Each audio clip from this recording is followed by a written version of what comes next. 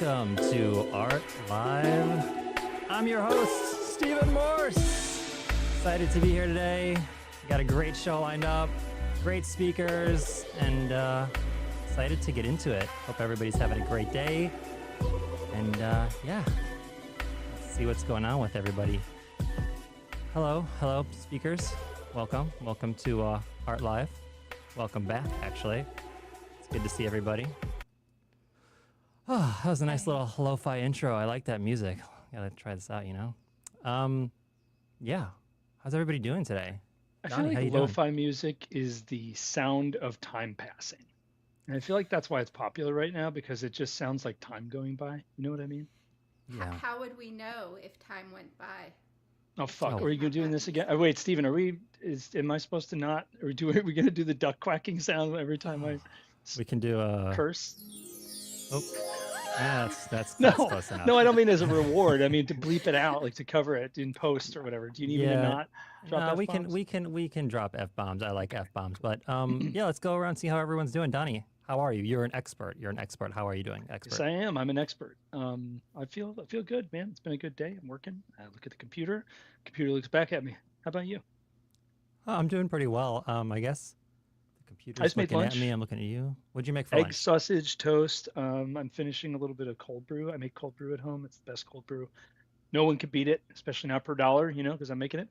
And you know, I have a Kirkland sparkling water here. That's kind of what's going on. I switched actually. Okay, so I was using chapstick for 15 years because I lived in negative 10-degree weather in Buffalo, New York, and I felt like I needed it, but I didn't realize it was making problems for me. Like it makes you addicted to it. So I moved to Burt's Bees, and I had to like get off the chapstick. And the chapstick, it made my lips all dry and shit. And like Burt's Bees just wouldn't do it. But then eventually, my lips were like, "This is cool. We kind of like Burt's Bees," and I was good for years. And then I realized Burt's Bees was doing the same thing, but a different way.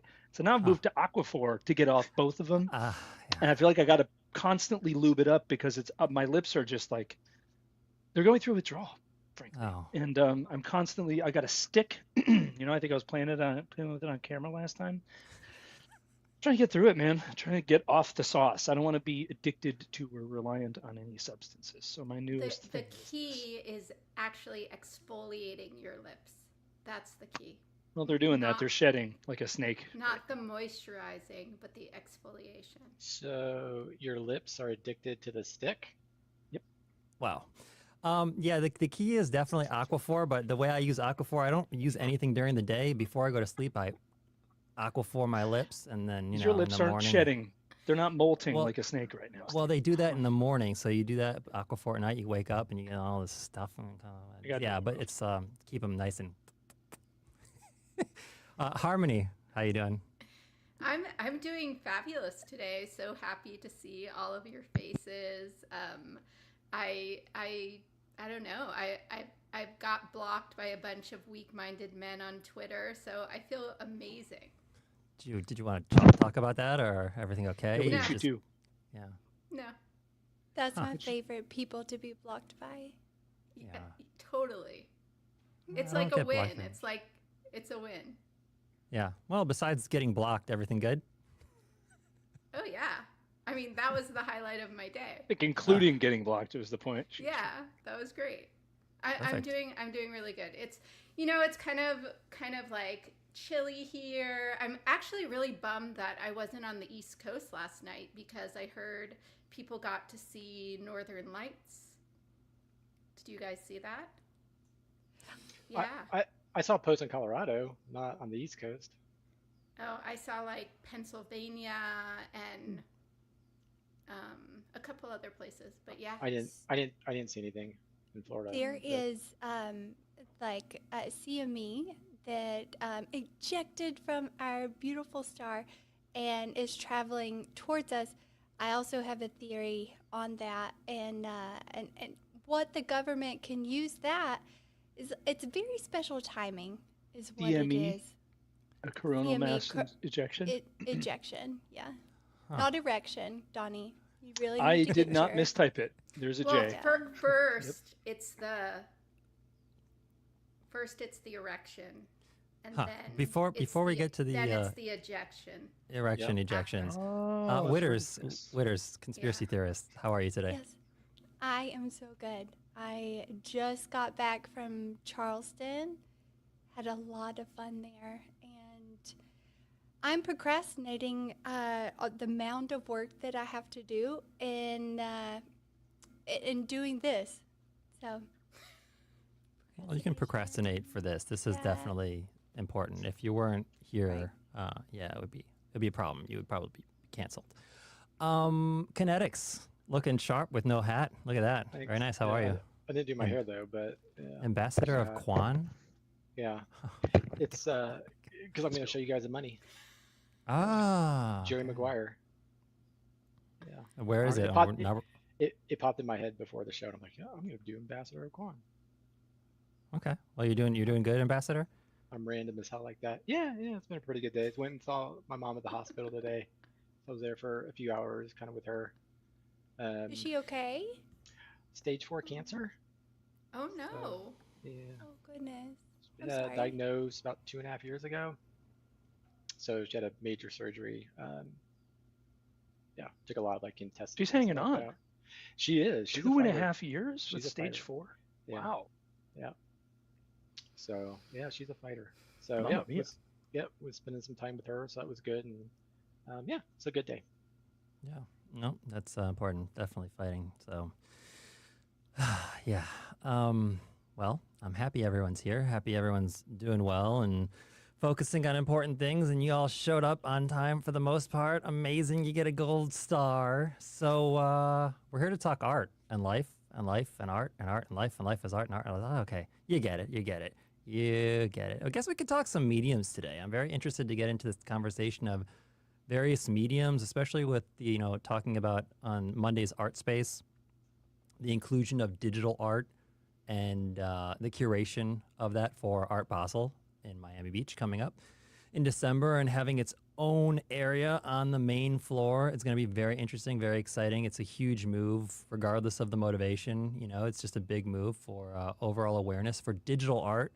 I think it's also irrelevant that it's on the blockchain, but still, of course, because the work is on chain, well, maybe not on chain, but it's on a blockchain, either hosted somewhere at IPFS or ARWE, whatever it is, it's digital work on a blockchain. It brings awareness to our space. It will draw interest to our space. And obviously various mediums are included within that, all within the digital work. So I'm kind of curious to go around and get your thoughts and appreciation, either what you love to see or what you love working with as far as mediums. And maybe within the conversation, there's like an element of how you see various blockchains as a canvas or as a medium. So I don't know what you guys think about that, how you work, what you work with, and what it is you paint. Harmony, your painting work for upcoming for Miami Art Week as well. Kinetics, generative. Donnie's working on his head, shaving it regularly. That's art, right? Yeah. But yeah, no, I kind of actually, we'll go to Donnie since I picked on you first. What are your thoughts? Like, first of all, how do you see mediums, or do you have a particular affinity for any medium? I see mediums as, I think it's difficult to generalize. Actually, it's kind of like saying, if there's a road or a path or a dirt road or whatever, and then there's like dirt bikes and, whatever, crotch rockets. I don't know what those are technically called. So like you have different things you can do in different places, but if you take a dirt bike on a road, it's not that it's the wrong thing for the medium. It's just that you're saying something different. You're doing a different thing in that space. Like it performs differently. There's different things you can do with it.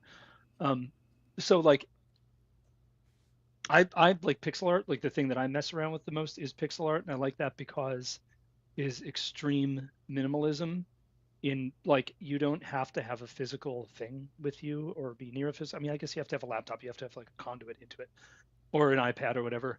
But there are a lot of limitations with pixel art that don't exist in other mediums that I feel like a lot of the pixel art I've seen in my life has been trying to be as close to real life as it can be. So like you'll take these pixel palettes that are like, not palettes, canvases that are like 128 by 128 or like 256 by 256, at which point it's basically just a pixelated version of a picture. And although that is an art form and it's something I'm not particularly good at, It's something I don't really strive to be good at. I like the idea of confining myself as much as I possibly can into like 8 by 8 or 16 by 16 or like some weird made for a medium size like 41 or 40 by 71, or like taking a iPad screen resolution and dividing that by whatever denominator you possibly can on both sides to make it pixel art that then takes up like the exact number of pixels that are on the screen. But let's say each pixel in the pixel art is like 16 dots by 16 dots on whatever native medium you're working with. So I think there's a lot of really fun ways to do that we've not been dicking around with in the Bitcoin eco specifically, because everybody moved directly to code, because code is native to the Inscription envelope, I guess, like the way that the protocol works. You can just build a website inside of an Inscription. So that is something unique to Bitcoin. I wouldn't say I'm using Bitcoin in any unique ways except for messing around really in depth with parent-child, which I've been doing for like years at this point, trying to build structures out of parent-child relationships that you can't see because there's no visualization for them. So like, I don't know how I feel about mediums or like what people should be doing or whatever, but the way that I've chosen to navigate this at the moment, like this point in my journey, is by reducing the number of pixels and the file size as much as possible, and really not bending from that, sticking to PNG, not compressing it into WebP. Just what does it look like when you have 8 by 8 pixels? How do you make a face out of that? Like, how do you make an expressive face out of that? How do you make 10 different expressions out of 10 by 10 pixels?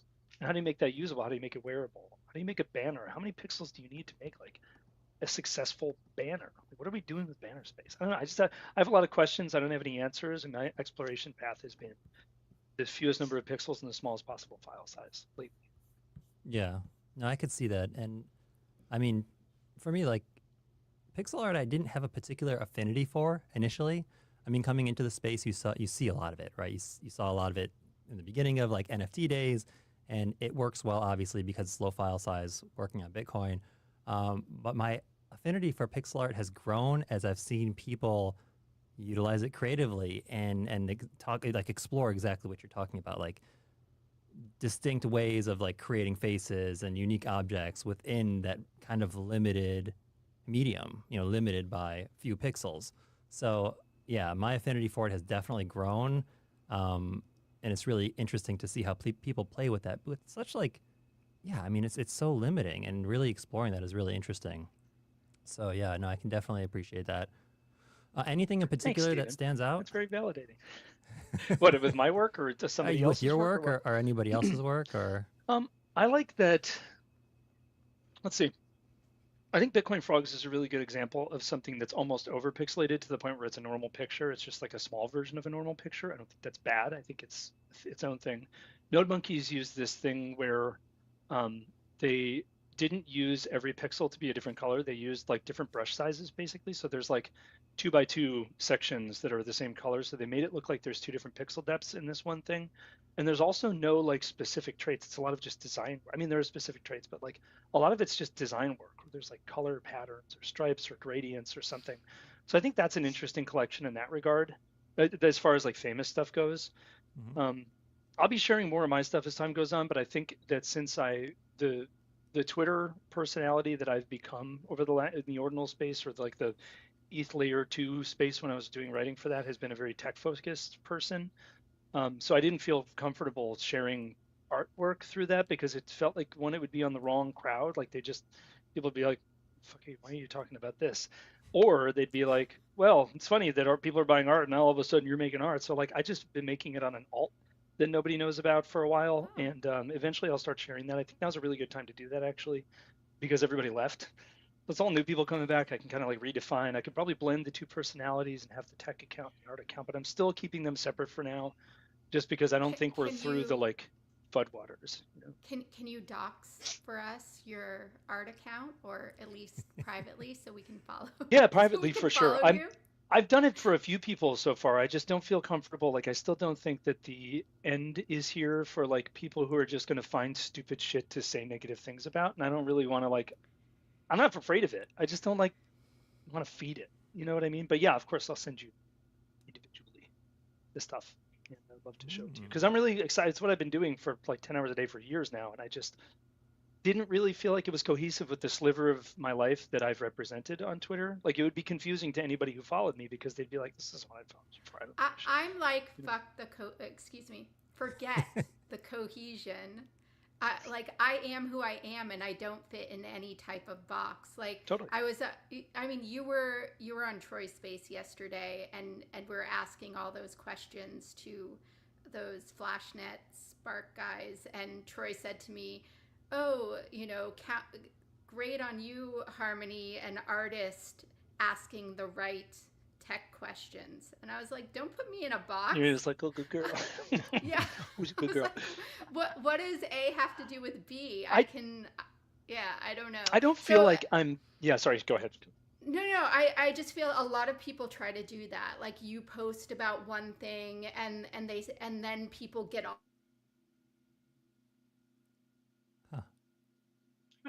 Did we we lose lost her Harmony? for a second. Simon I'll said pick up stop.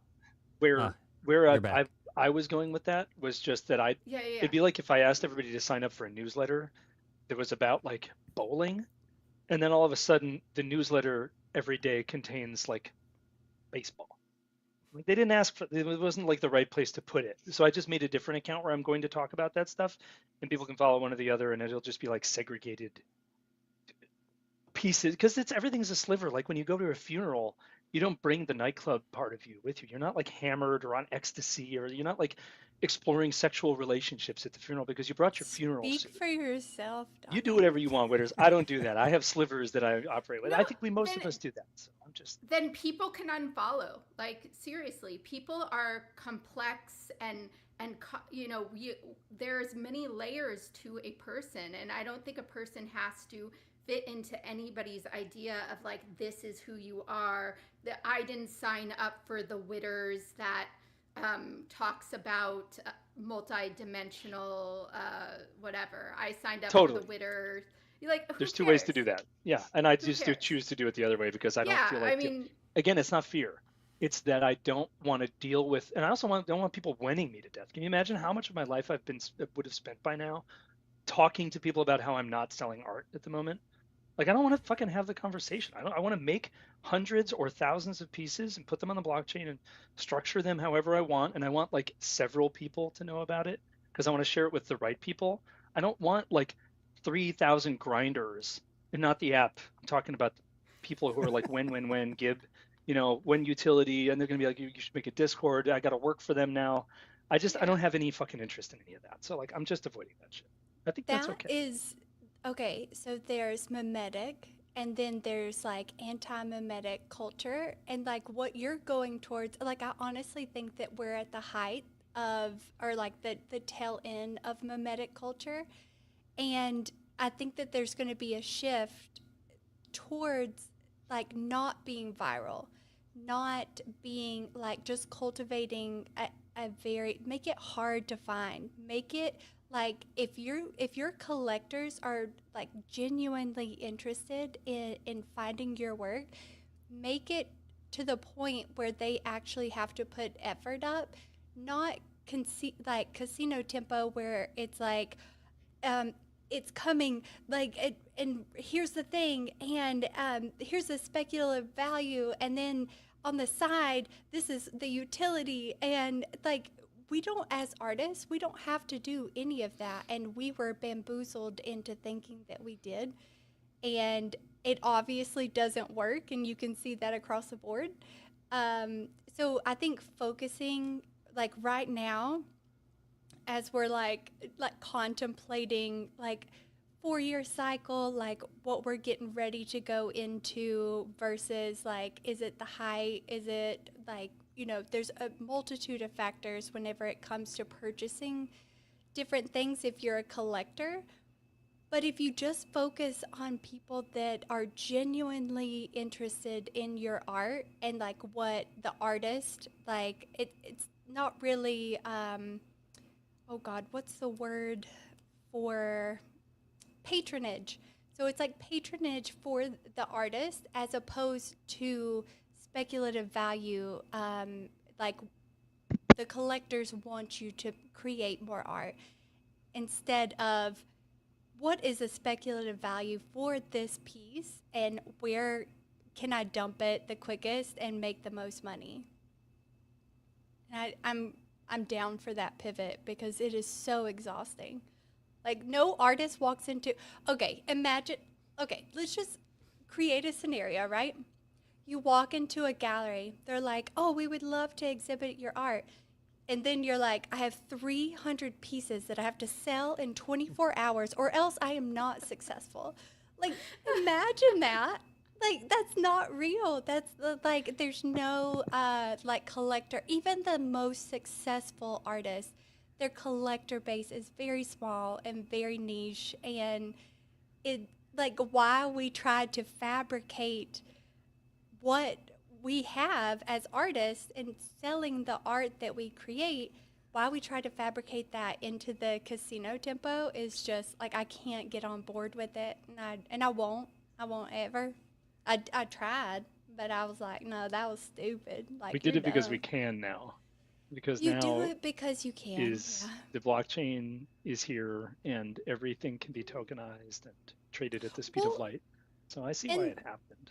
and Okay. to the gallery, right? So the gallery, whenever, like, for a physical artist, you have a very small number of viewers they're going to actually see your work, as opposed to the blockchain, where anyone that has the knowledge to access that, they can see that. And so you kind of have to think about that, but at the same time you don't, because, like, that barrier to, like, actually, like, view and select art is still pretty high whenever you consider, like, the other more simple ways to, like, view art. Well, I mean, part of it is fun, right? I think that people want to have fun. Part of this space is about fun. The financialization of art it's always had a place in the traditional art world.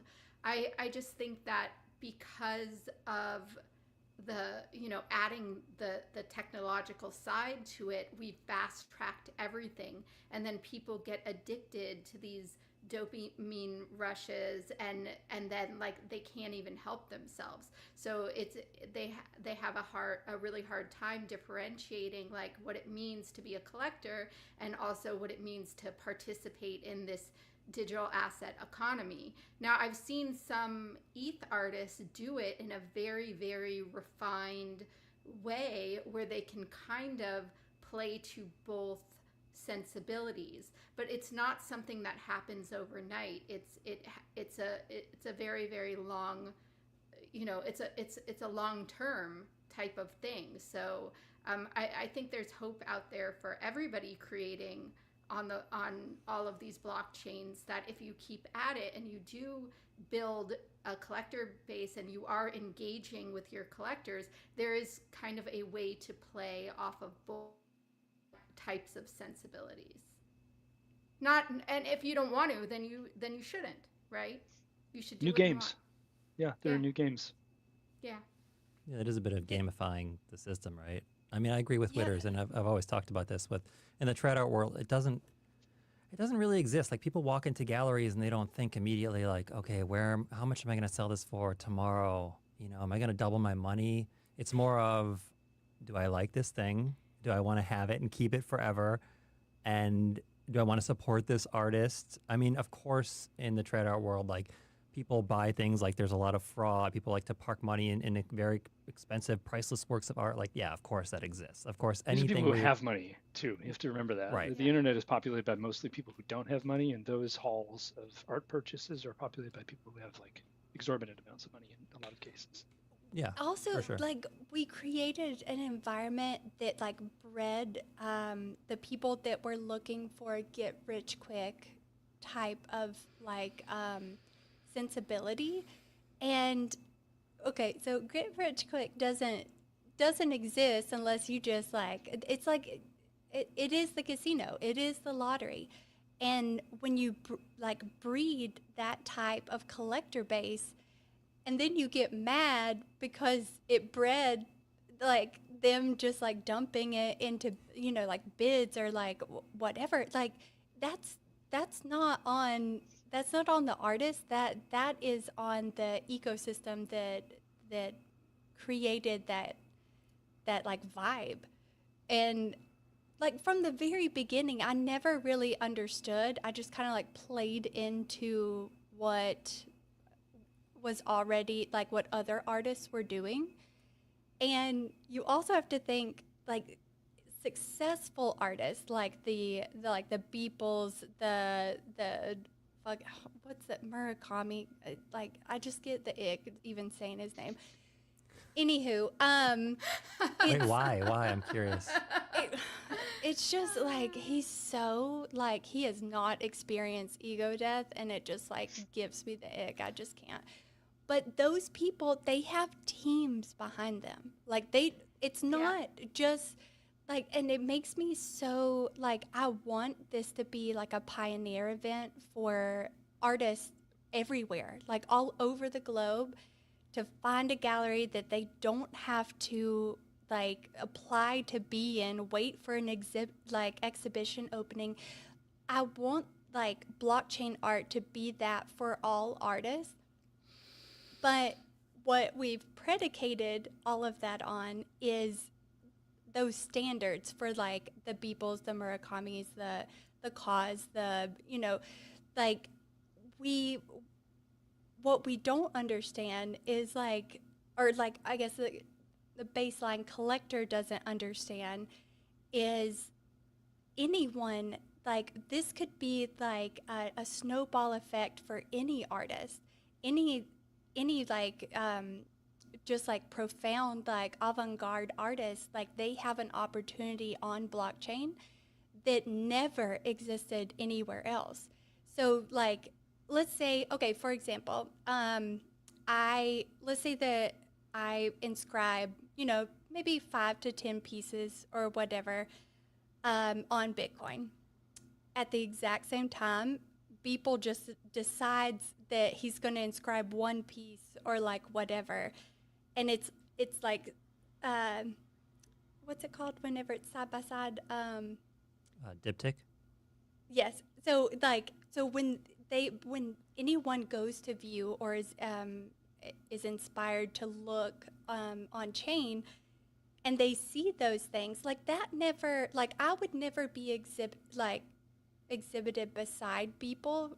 Well, one, because like vastly different like art styles, but that doesn't that's an actual possibility on Bitcoin, which I don't think any artist, like if we all got together and we were like, okay, so on Tuesday we're gonna do like inscriptions like 8, and this is like going back to your topic, Stephen.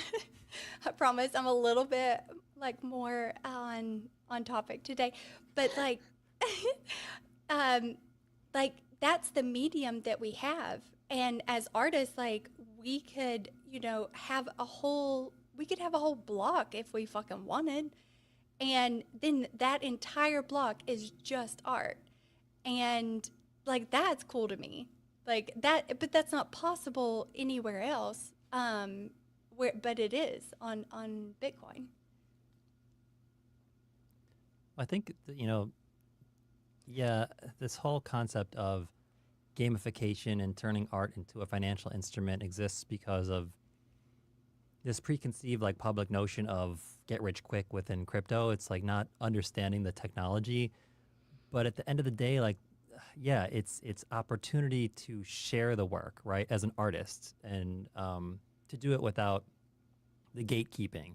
And for an artist that has, let's say, worked for years just to try to share their work or get associated with a gallery and be represented, and then without success but continues to create because it's their innate nature, yeah, it's opportunity. It's irrelevant of chain. It's not really about that. It's about the art.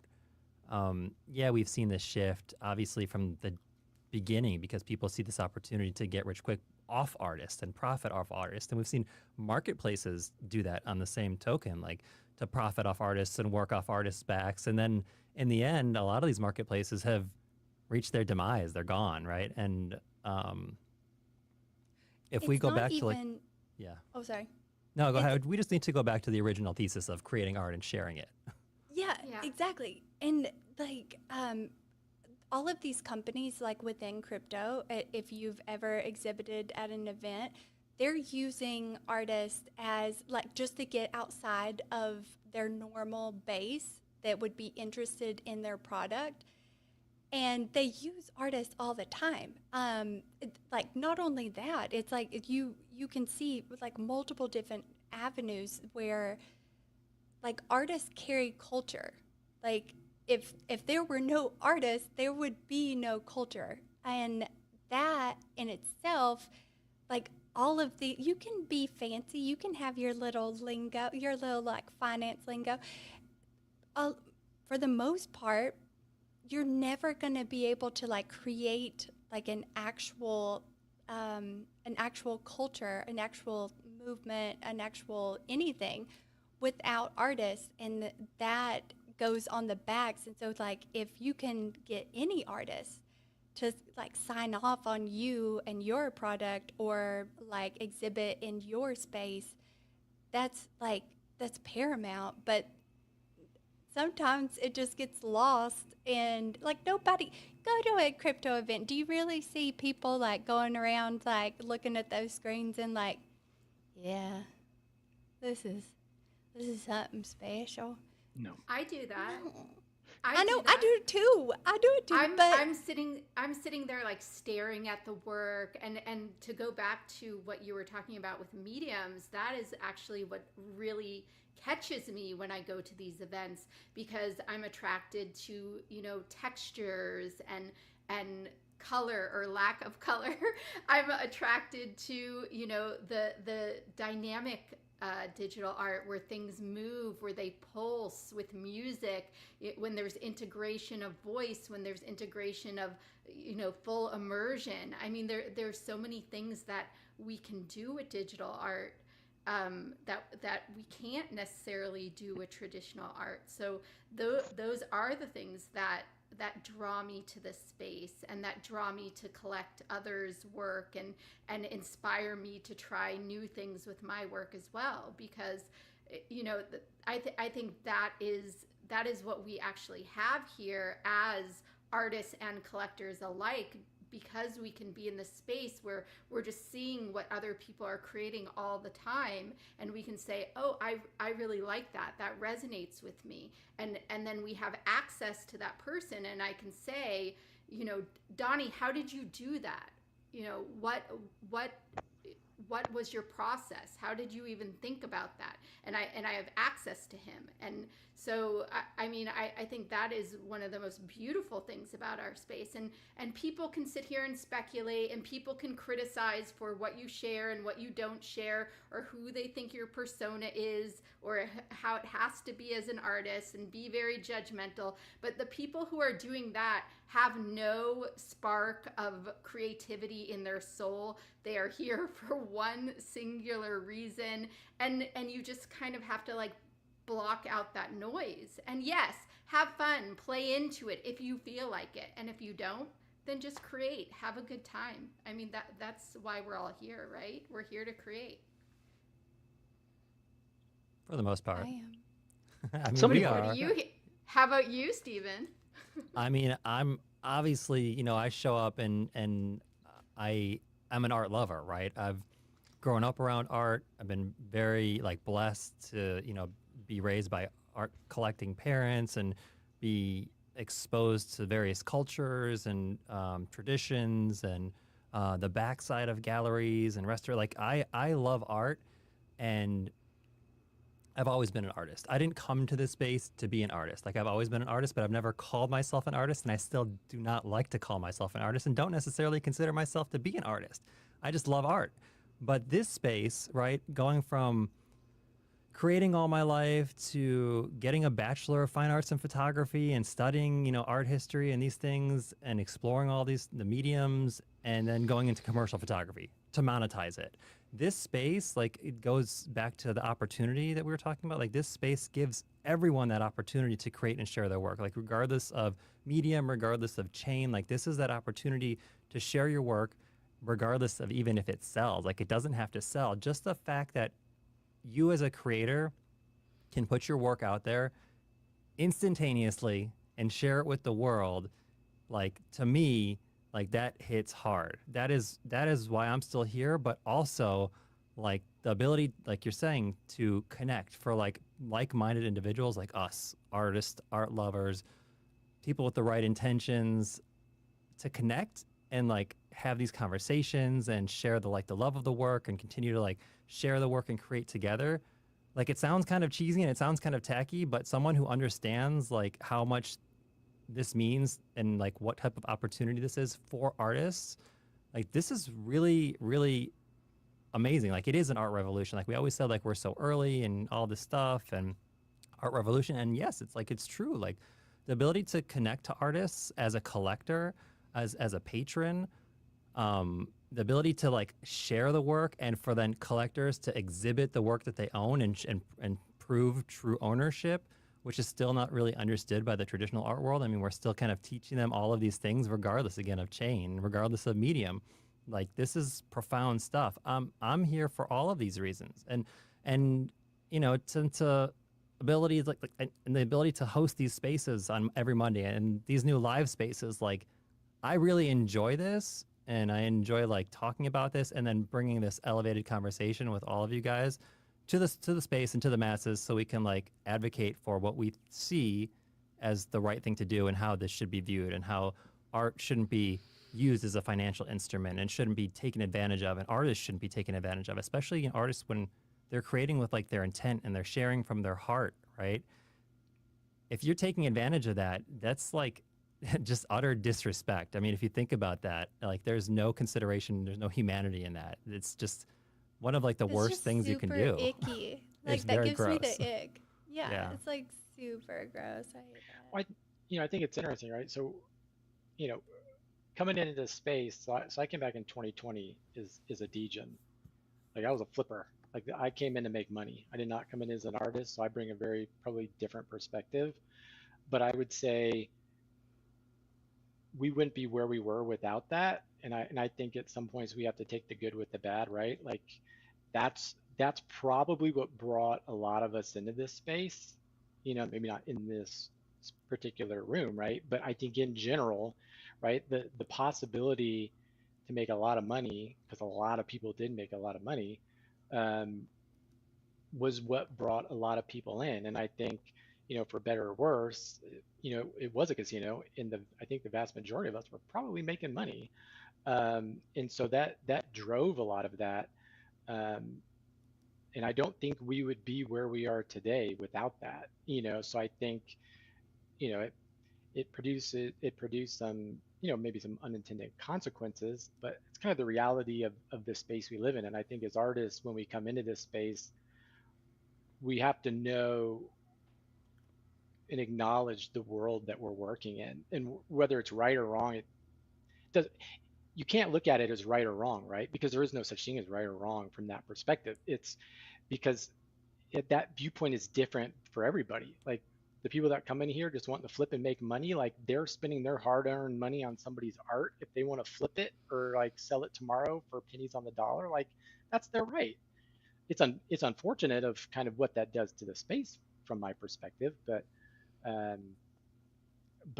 that's kind of the reality of our space. And I think, there's, as artists, we need to recognize that. And I think I've seen both sides, right? The degen and then the creator side. So so at points I have these dual, like a person on each shoulder, like telling me different things because I get the degen mind, but I get like my artist mind. And I'm like, eh. So, I think a lot of, not a lot, like I think, I have talked to other artists, like you got to play the game, and that's just part of it, right? And I think you have to be smart, and I think you individually have to determine like what am I willing to do and not do, and what makes sense for me as an artist. I don't think there's any right or wrong, but I think the reality is with where our space is, like if you don't play with that a little bit, right, and you are wanting to sell works and you are wanting to try to do those things, like you're probably doing yourself a little disservice. Well, I mean, I think you can do different things at different times. And if it feels right, then it feels right. But if you're participating in this ecosystem and it doesn't feel right, then you shouldn't be doing it. Like if you are getting the ick, then stay away. I mean, Yeah. I feel like we need, as just human beings, we need to start listening to ourselves more. And if there's red flags going off, and it's like there are definitely lines that, you know, some people are willing to cross and some people aren't, and then other lines that I won't touch but Stephen will. So it really depends on the person and where you are at in your kind of process as well. I'm with you though with the whole, like, I'm not sure if it's right or if it's wrong, because in different instances it may manifest in different ways. I've really come to a place in my life where what I am working on and what has benefited me the most is to kind of detach from anything that is outside of me. And that means my art, my poetry. That means identifying as a certain, like, let's say even like religion or nationality, or like I'm from here. I feel like anytime you do that, you're putting a lot of energy into that space. Whereas then if I, you know, someone came to me and they said, well, you know, people who are this, you know, I hate them, or, you know, your art sucks. And then I'm like, well, my art is me, so does that mean I suck? No, you have to say, like, you're a higher being. You're something above that. And yes, you can create all of this stuff that is kind of like offshoots of you, but it should never rock you to the core where people are saying, like, you know, this is terrible, so you're terrible. Right? It's hard though. Yeah, I get it. I agree with you. It's hard though, right? Because I think when you put so much passion, right, in yourself into something, like, as an artist, I can't speak for anybody else other than myself, but like, you want people to enjoy it, right? Because you've put all this time and energy and work into it. At least that's how I feel, right? And I do want things to sell, because to me, I spend money on things that I like and I enjoy, right? I'm not going to waste my money on things I don't. So it's not so much like, oh, I want this collection to sell out, but it is an indicator to me that, like, people in general enjoyed what I did because they're willing to spend their money on it, right? So it's not so much the money as it's an indicator to me that, like, these people, right, sought it out and bought it with their money. And so yeah. Right. Well, money is just energy. It's just an energy exchange. So if people are willing to put that energy forth to invest in you, I mean, it's a beautiful thing. For me, anytime even one person collected one of my poems, it blew my mind that somebody would want to do that, would resonate enough with it to actually want to spend their Bitcoin to own that. So yeah, I get what you're saying. I totally get what you're saying. I'm just going to preface, I felt like I came off as like virtualist, or like some kind of, I was a degenerate gambler. I have spent an ungodly amount in meme coins, and I did not create art for a very long time because I was obsessed with that thing.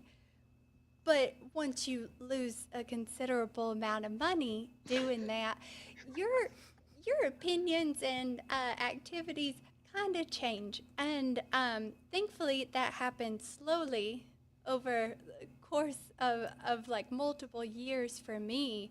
I wasn't just like, oh, the meme coins, like all this, like, let's gamble into, I know, witter shitters, that is something I can't get away from. I did do that quite a bit.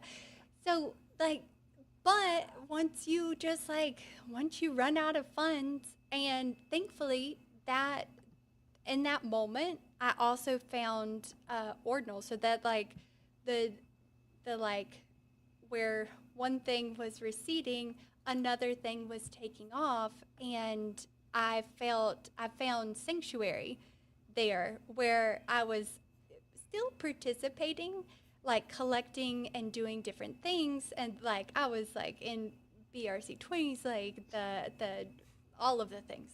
There was not a thing that I didn't touch.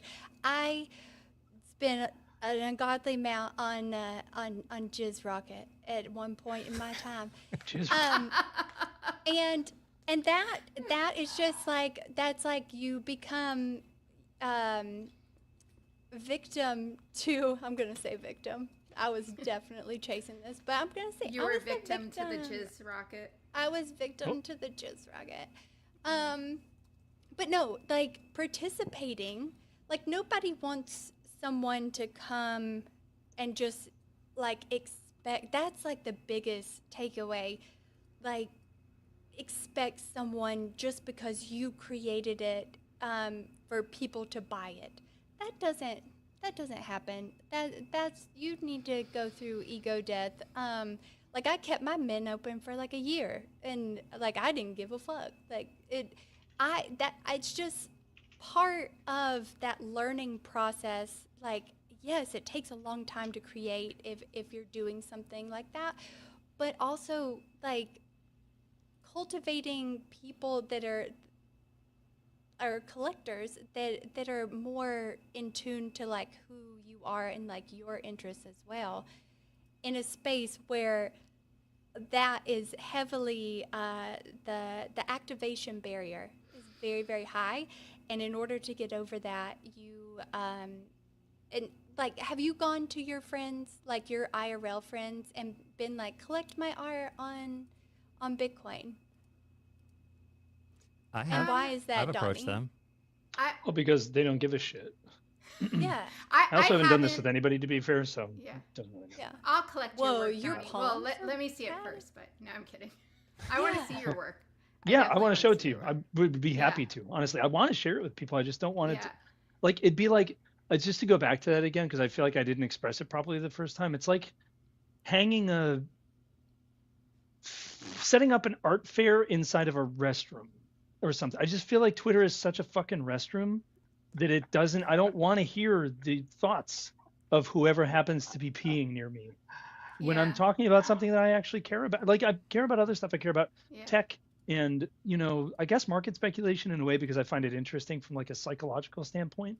I think that stuff's interesting. It's not all I want to talk about. And most of the people who do talk about it don't want to hear the other thing I have to say. And I don't want to I'm not trying to convince them to hear it. You know what I mean? But yeah, I Yeah. would love to like show you stuff I want to talk about. I love Yeah. talking about it. Well, I haven't gone to my IRL friends and said like collect my work, but lately I have been more open about my other life, which is my Web3 persona, which most of my IRL people do not know about. So I have had friends say like, oh, I want to collect one of your poems. How do I do that? How do I buy Bitcoin? How do I get a wallet? So I have actually had some people like download Xverse and collect some of my poems. But like it was more because the conversation came up of, well, why can't you hang out today? Oh, I'm doing 4 different spaces. What are spaces, right? So it comes from there. Yeah. Yeah. Well, Oh, go ahead. I was gonna say what I like for Donnie too is that it's a blank slate, right? Like him doing this persona like a blank slate, right? There's no preconceived notions, right? Like he can create this alter ego. I forgot for to this mention that. account, right? Yeah. That like We talked about this, didn't we, on the phone? Yeah, we did. Like Yeah. months ago when I was Yeah. initially ideating this. right. And so I love that, right? And so I don't know, for my personal position, because of where I'm at, like I don't think I would do it. Like I kind of do everything, like my dev work and my creative work and all that under mine, because for me it makes sense. But for Donnie, I get it. And if I was in his shoes, I would probably be doing the same thing, because that allows him, it's like a ghostwriter, right? Like nobody, like people can't help it, right? Like they're gonna have preconceived notions about who Donnie is, right? At this point, I mean, everybody knows friggin' Donnie. With my association with Femojis too, people might think it's connected to that. And in some ways it is, in a lot of ways it's not. And I just don't, Yeah. yeah. But the whole like, I don't know how to say this because I'm formulating this. I don't really talk about it much, so that's why you're seeing me like the loading wheel, because I'm trying to figure out what I actually think. I know that I'm feeling something, but I haven't had to verbalize it, so I don't really know how to say it, and I'm probably going to say it wrong a few times, so pardon me. But what if Dwayne the Rock Johnson is actually the coolest artist on the planet? If he put anything up, you'd be like, fucking rock. Like it's not gonna be good. He's actually a fabulous actor, and he's had to earn that shit for like decades now. He was in like, have you seen the Smashing Machine, the recent movie he was in?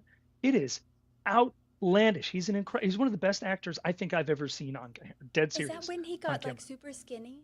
No, he's Mark Kerr. He's like the original MMA fighter, so he's still fucking jacked.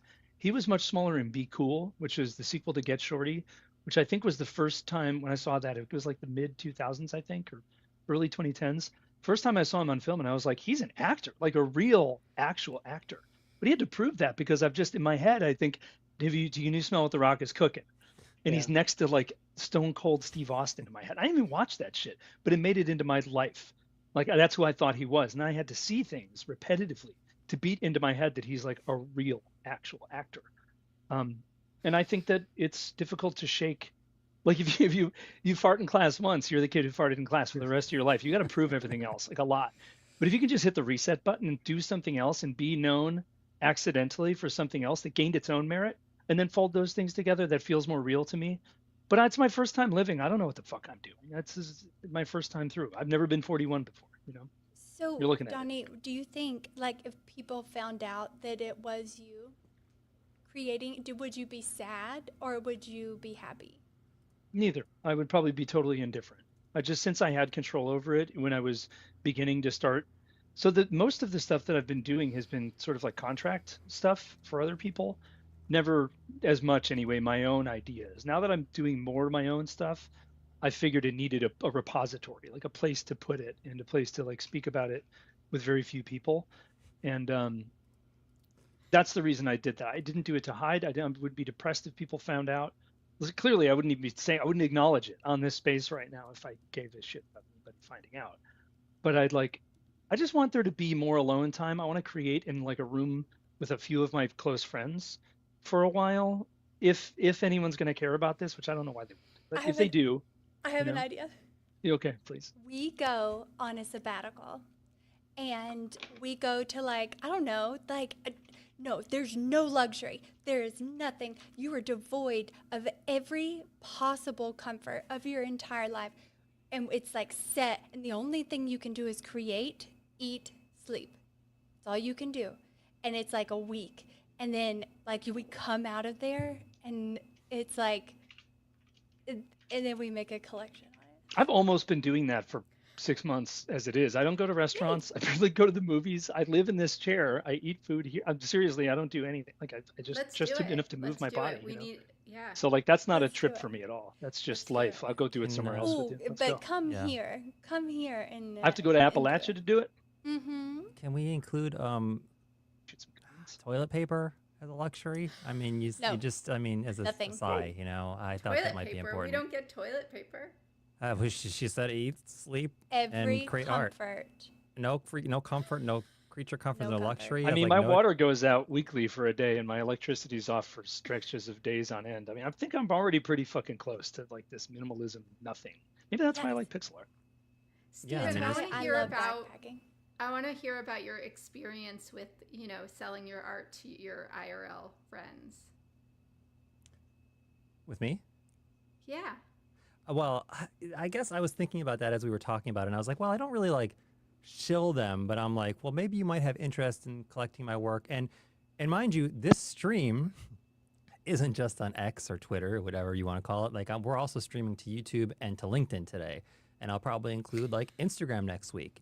It's because like we're talking about art, right? And that's the thing, is like that approach of like, this is art, you can collect it. Like, and you like me, you like the work, you want to know how to collect it. Like I'm excited, I'm ecstatic to teach you how to do it.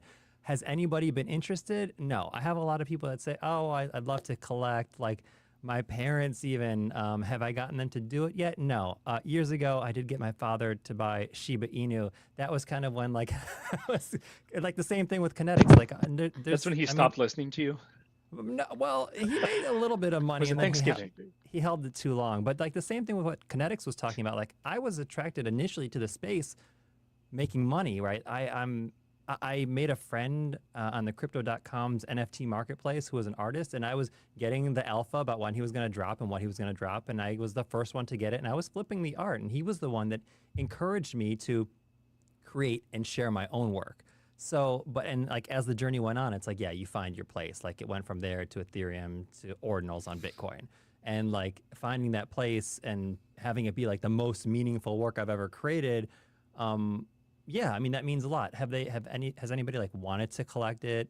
No, nobody's collected it yet. The only collectors I've had are actually new people that I've met through this space and connected to through the work. And yeah, a lot of them have flipped it, including Donnie, and Nope. a lot of you guys Never have sold. pieces. Yeah, and Can I that's like, ask you yeah, guys an uncomfortable question? yes, Yes, Please. please. That's my we like those. Do you think that everybody's disdain for the flipping culture is because that is a bad trait that we recognize in ourselves from either past experience or some experience? Like in past this? For trauma. sure. Yeah. Like I all of think- No. my worst mistakes were because I was in that flipping mindset, you know? Like I missed out on multitude of things, not just like on chain, but because I was so addicted to like to that kind of mentality that and I didn't like it, and I've gotten in trouble. I've gotten in a lot of trouble, like with my family for like shit like that. I mean stuff like that. So it's yeah. So now it's like the flipper mindset, but I also think that it's like more of like our culture problem. We basically catered to the gamblers by making huge collections and like Yeah.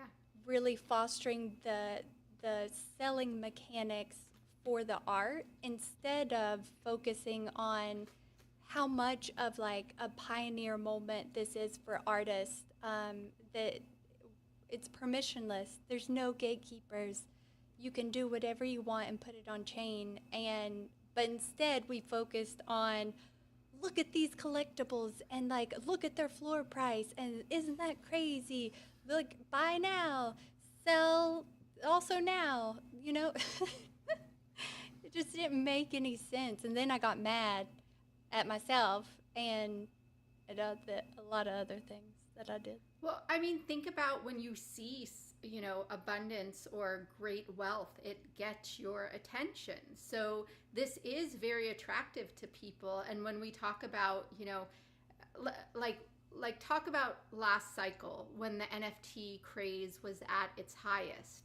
Why was it at its highest? Because people took digital assets and started looking at them as this luxury item. And it was kind of this thing that they could show off, like a really expensive watch or whatever it is. They said like, oh, I have money that I can just burn. So I'm going to buy this thing that you could right click save for $1 million or whatever it is. So I do think there is something to be said for, when digital assets do gain value. But yeah, is it the reason why we should be participating in the space? Absolutely not. There's so much more amazing and beautiful things that it can offer, especially Bitcoin, especially with the canvas that we have. And like you were saying about how as artists we could take an entire block. I don't even think most people who participate in Bitcoin understand what that means. So yeah, I have very like mixed emotions about the whole thing, because in one way this attention culture is very attractive, and it is kind of mind-blowing in itself. In another way, what the real interesting stuff is the tech, and how the tech intertwines with the art, and how it makes it truly beautiful. I mean, that's the real stuff for sure. I think at the end of the day, I think 99, maybe even 0.9% of the people here are for money. I think all of us are. I think even true collectors are here for money, right?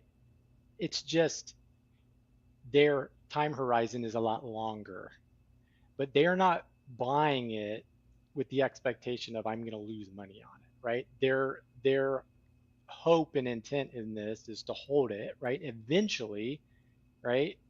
It will turn into something. Now, I'm not saying that people aren't buying things that they enjoy, right? And then there's probably the concept of, okay, well, if it doesn't get there, like I do enjoy it, so I'm okay with that, right? But I think a vast majority of the people in the space are not. The intent is to at some point cash out, right? That's kind of the intent, and I think that that's okay. I do, and I think the reality of this space of where it started, I think that's where it had to start. It's just where it had to start. And so, but like anything in life, right? And you start out very topical, right? And as you mature and as you gain more understanding and awareness about it, right? Your tastes change, right? They become a little more complex. You start seeing this or that. And I think that is what we have seen and kind of what we've been going into. And then you start getting all these niches and these deeper layers to where people start finding their place, right? It's not all about money anymore, right? But like, so for me, like I started out flipping, right? And then I really got into like the art, and then I wanted to create art, right? And that was my path. And I think there's probably, it'd be interesting to be able to survey people and say like, how many people started out here flipping, right? And now have, over time have their tastes have matured, right? And now they're into collecting art. I think a lot of people have done that, which is really cool, because now it's like we are still so new in this. Like, let's say back 2021, like what happens in another 4 or 5 years? Like, where are we going to be at then? Like the idea of that's really cool, and I like where we're going. But I certainly don't think we're ever going to get away from the monetary side of it. Well, so the painting, this painting is by Rupture. That's behind me. And at the time, like USD was for the equivalent in Bitcoin that I paid for it, so it was like around $6,000. I have absolutely no intention whatsoever of ever selling that painting, but in like BTC, like that's gone up to like 8,000. So it's like it made money in a round, not me money, but like if Rupture had kept it, then it would have made him like an additional $2,000. So it, like, you have to also think of that aspect of it, the volatility of everything that you're doing, and get out of like the fiat mindset of like, like this costs this amount or like whatever. At the end of the day, it's still that amount of Bitcoin that was spent. And like that in itself is cool. And I think like one of the real, like the greater attractions, like I don't understand, there's so many artists that don't even know about putting your art on chain, and that keeps me up at night, honestly. Do you guys think that staying in the space also, I mean, of course people are here for money, but for me, I feel like I have some type of like compulsion to stay in the space, because it's this drive that is unexplainable. Because why else would I still be here when most people are not making money, right? But it is this kind of like obsessive part of my personality, and I see it in my other business ventures as well, that I get like hyper focused on something and I'm just like driven to keep doing it day in and day out, no matter what. Do you guys experience that as well, or is it just me? I mean, go ahead. Waters. Oh, I mean, I feel a compulsion to stay connected, not even to know what's going on. Like, I'm extremely focused on the art side of things, obviously. But it's also like I'm very much an introvert and I'm very much a homebody. So hosting spaces and hosting like these spaces and like staying connected with, you know, our circle, that, you know, our like-minded circle, like there's like a mental health benefit to it. I've learned like focusing on that degenerate side of things can be like a huge detriment to your mental health, and you're always chasing and you're up all night and it's affecting your sleep. And the fact that, you know, I think everyone needs to find their niche. Like, there's going to be traders and then there's going to be art collectors. Right now, everything's still lumped into one thing. But like recognizing the different segments and what benefits you on kind of a selfish level. Like, it's selfish and self-serving, but also it's like recognizing how the space can benefit you, where it's not a detriment to you, where it's like giving you purpose in your life, right? I think that's really important for people to identify. And maybe not everyone's going to do that. Maybe not everyone has that self-awareness. And a lot of people end up leaving because of that, because it becomes this detriment in their life and the art isn't selling and so on. But yeah, the same as Witters, like that's the same reason like my collections are still open, because I don't agree with any of that stuff. Art doesn't sell like that in the trad world. But yeah, Donnie, go ahead. Sorry. I think if you're hanging out with friends for a year and then they don't have money anymore, then and you don't want to hang out with them, then they're not friends. You shouldn't have been there. I guess That's like I had a few weird friend to have. Yeah. But isn't that like what we're talking about literally right now when we say like, even though everyone's not buying anything or making money, like why are we still here? Like, that's why were you ever here if it was I'm still here because I have a compulsion to be here. But I think many people are not, because they never really want to be here. Right. Well, and that's something I actually realized. I mean, I keep realizing it over and over again because I'm kind of a sucker, but that like I'll like have these friendships with people or relationships with people that become like very kind of like parasitical, like transactional. No, that they're like literally feeding or off of me, or, you know, having some type of like financial benefit or whatever benefit it is. And then I realized that person, if I met them in the street, they probably wouldn't even say hello. Which is kind of like heart shattering. And it is why I don't really participate in group chats anymore. Because people are just there like chatting all day. You think that these people are your like uber close friends, and they're not. They don't care about you. They're gonna leave. They're gonna leave immediately. They're gonna leave. So these are not good. These are not relationships worth putting much energy into. I had a couple of responses written down for this because I didn't want to butt in every time somebody said something. Go. A couple of bullet Donnie, points. You're an expert. I have the talking stick. Here we go. I'm an expert.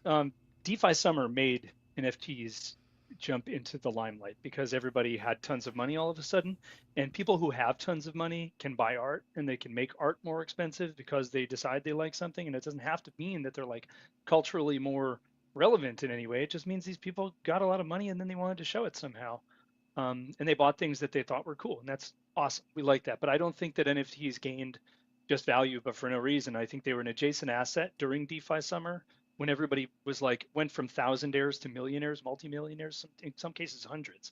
Ethereum really brought this into the spotlight, and I don't know that like things just happen because they have value. I think they happen because corresponding events enable them to happen. So like if there's a DeFi Summer or a DeFi year on Bitcoin, and everybody gets an airdrop, and all of a sudden all 5 of us have $1 million a piece that we didn't have before, even if some of us do have $1 million. That's now money that we get to spend on dumb shit that we didn't need before because things are covered. We never have to worry about shit, really. Like realistically, if you have $1 million and it's invested, or 2 or 5 or whatever, You don't need most of that, especially if you've been living paycheck to paycheck. So I think these things happen because wealth generation events just snap into place, and people who have never had more than $100 now have like many figures to fuck around with. So when there's money's floating around, you buy dumb shit. Not dumb shit, things you wouldn't have otherwise purchased, maybe. Because I want to be careful with that language.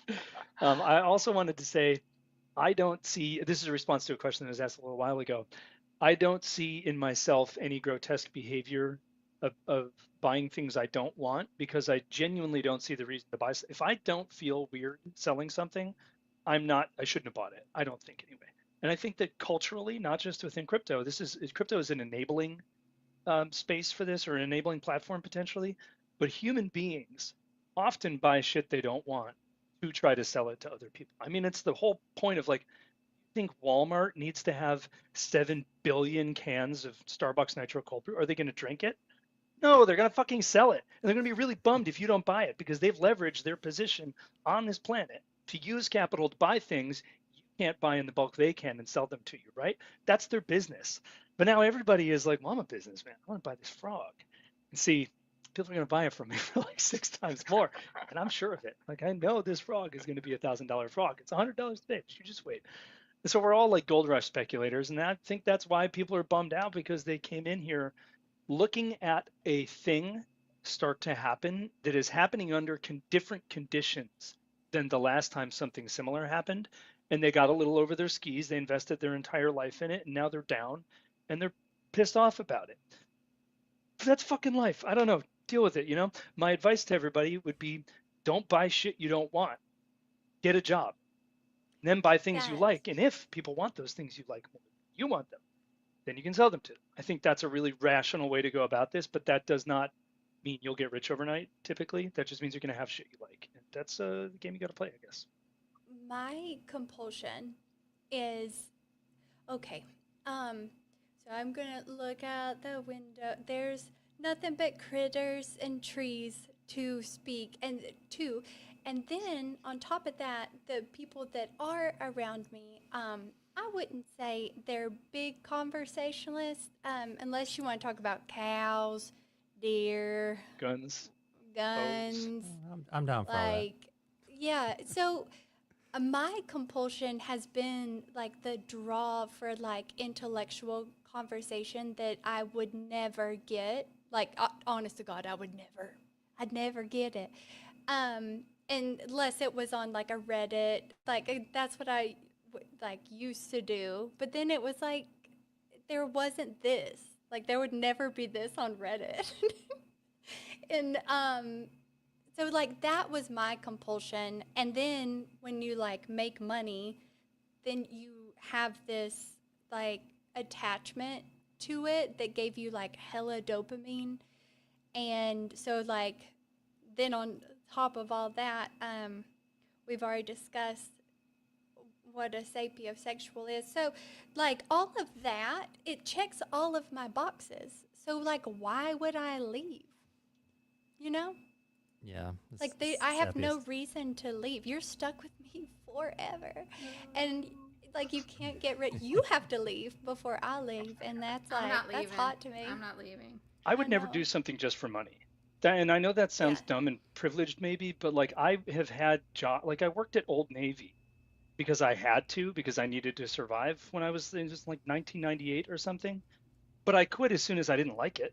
You know, like if you spend your whole life doing shit you don't like in search of money, there's no end to that. You don't like get enough money. It's never possible. So then your entire personality is just the seeking of wealth forever. There's studies on that though, and there's something that I look to when trying to retain employees in my IRL business is that you can pay somebody, you know, the top dollar for a job, but if they do not feel fulfilled in the job, they're going to leave. So you have to give people other reasons to be there and make them believe in the core principles and missions of what this job is. And I think that is why all of us who are sitting here right now are still here because of those core principles, of what we're doing on ordinals, in what the space is doing with digital art, with what crypto is doing, with making people, allowing people the they want to transact without these big corporations or banks involved. Like, these are some core things that I think all of us do believe in. And yes, we can cherry pick and say, we also like this, we're here for this, but there is something to the core that kind of connects us all. We lost Witters. Witters left. It was a She said sapiosexual comment. She Yeah, actually she probably said- was changing her banner. No, I know. Remember she did that last But time? but she said she was never going to leave, and then she left. And then she, Oh, wow, the irony. unbelievable. The old rope-a-dope. First one to leave, huh? Isn't it always the way? So Harmony, I got This is my new forever PFP. Yeah. Ever heard that one? Bye. Yeah. Oh, okay. Floored. So Red flag. I'm with you, right? Like it's probably to a fault. Like when I'm like this with everything, right? When I do something, I do it like 100%, right? Like I get so involved in it, it becomes consuming, drives my friggin' wife batshit crazy. Because when I get on something, I get on it, but I do it to 100%. And so I know the reasons I'm here, right? Harmony, you there? You stuck?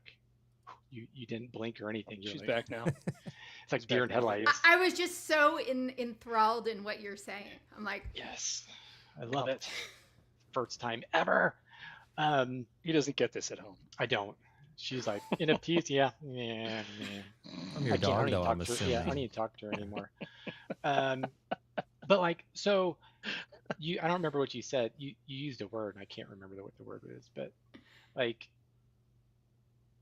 what you said you were. What the hell were you saying about the space? Like you got to keep doing it. It's not addicted, but like you were like, compulsion.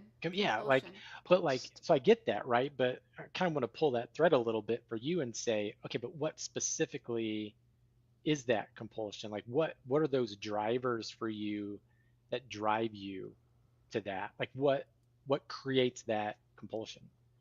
I like things that I can learn about them, and then when I learn something about it, there's more to learn. I've always been like that. Yeah. So there's so many different layers to our space. It's not like I can become an expert like Donnie. Of Sorry. everything. I'm an expert of everything. That's the joke here, is that I am an expert on everything. I love it. I was like, I want like a funny tagline. You know how for the people next say time. not financial advice? I'm like, no fucking duh, not financial. You're not sitting in a Northwestern Mutual office, idiot. So that's why I put this here, because it's a direct pendulum swing back on the other side of NFA. That's how you know they're gonna Advice. scam you, by the way. When people are like, Yeah, do your own NFA. research, not Yeah, keep financial it. advice, Sure. you're like, okay, I know I'm getting scammed right now. Yeah, but yeah, that I love that about our space, is there's just so many layers to it that I can just keep learning and keep delving and try to grasp certain concepts, and then when I grasp that concept, it uncovers something else that I wasn't even aware of before. And That's where the compulsion comes from. yeah, for and me. that's actually the same for me. Like I consider myself a lifelong learner. Like if I can't be challenged, like I'm just not having fun. Like if things are easy, like I don't want to do it. Like I find no enjoyment in that. It would make me wonder, like the people in this space right now, like how many of us are aligned to that? Like enjoy complexity, love to learn, and like that challenge, because you got to like that in this space, at least if you're building or doing things in this space, right? Because it is constantly evolving and growing. And that's one of the things I loved about this space in the beginning, was like off like Excel sheets and different sheets, and like you're doing the BRC 20s. Remember you were talking about that, Witters, but it was like you had to go on Unisat and like inscribe the shit, but then like if you wanted to sell it, you had to like reinscribe it or something. I don't remember like that. So just all of that. Yeah. It was fun, and I enjoy that. That complexity is fun, and it drives me every day, because you're always having the opportunity to grow and stretch and try different things and do different things. I mean, like I've done so many things in real life. Like you kind of get to these points and you master things and you're kind of like, okay, well, what's next? I almost feel like you kind of somewhat hit these dead ends, but or things slow down, and it's not like that in this space. It is constantly evolving and moving. I love that. Friction is bullish. Also, sorry, I'm an I have restless legs, and it made I unplugged my camera, and but I could still hear Donnie. That's why I changed my thing. Did you? What'd you change it to? This is This my is my forever forever yeah. Huh? So It like is it though, was just literally, because it's your face. It's your face. yeah, yeah. Not a lot you can do Um, about that one. But it's like a metaphor for because it for real is my forever PFP. Anywho, but no, friction is bullish. That's what made ordinals like so incredibly like the volume like really went there because like the friction in order to participate was so high. Like I was there when there were spreadsheets and you were just trusting like that everything was going to work out after you sent your Bitcoin. And for everything to be built, it got too easy.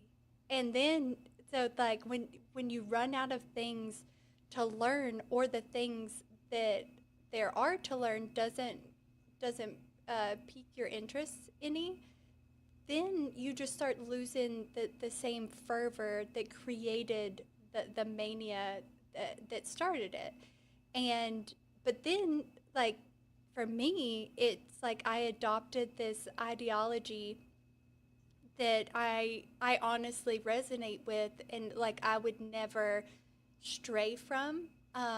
Like I think we all started on ETH because that was what everybody else was doing and that's what was available. And but imagine okay, smart contracts. Name one thing that you bought or like participated in that involved a smart contract that is relevant to this day or has any benefit over any sort of thing that there is right now, like that you constantly think about. Maybe some Jack Butcher stuff, just because And he's like used it to what do that. Like, I don't know. so like what part of the smart contract benefited that? No, really, the only thing I can think about is that smart contracts are one of the ways that NFTs are tied to metadata and have their context on chain on ETH. And it's one of the big sticking points with, or just back, it's totally unrelated to the Jack Butcher comment. This is a later thought. When you put data on chain, you can either do like an inscription that I think uses call data, kind of like a ordinals inscription, or you can use a smart contract to do it, in which case you're kind of like building in all this context that we have not been able to or found a standardized way to do in the ordinals eco. So maybe that context being standardized is the number one good thing about smart contracts. There are other ways to do it, I think, that we're probably working on at the moment. But I think just having that standard protocol for like, I mean, it's both limiting and expansive at the same time, because now everyone just does that thing. You just, how do you launch it? You put it in, we're going to make a smart contract. Go dev, make a smart contract. This is just the way it is. Now it's art. Now this is the process for making art. Maybe it's more fun that we don't have that process, to be honest. I don't have any strong opinions, but.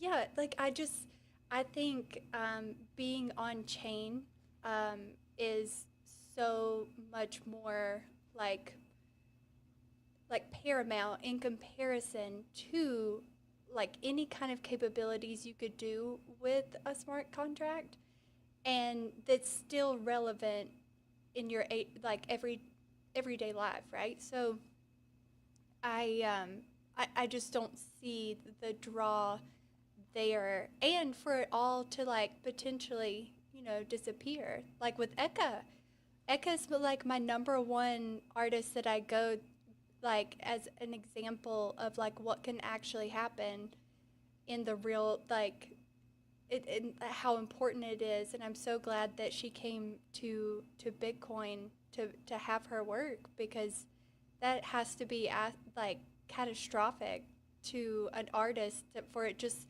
like not to exist anymore if it wasn't intentional. Like, I mean, I like blowing pieces up and shooting things for it to not exist anymore, but On purpose. on purpose. But if that was not your purpose and it was just stripped from you because somebody didn't pay the server or like the, you know, the hosting, that's heartbreaking, I'm sure. Kind of want to go back to this whole concept of like being an expert or being a master or thinking that You're welcome for the topic, Stephen. Yeah, thank you. I really appreciate it, the expert. You know, if you think that like you know everything or that you've learned everything, then yeah, you're gonna lose interest. But also, like, I find like that's like the best part of like life, right? Is like learning new things and exploring new things.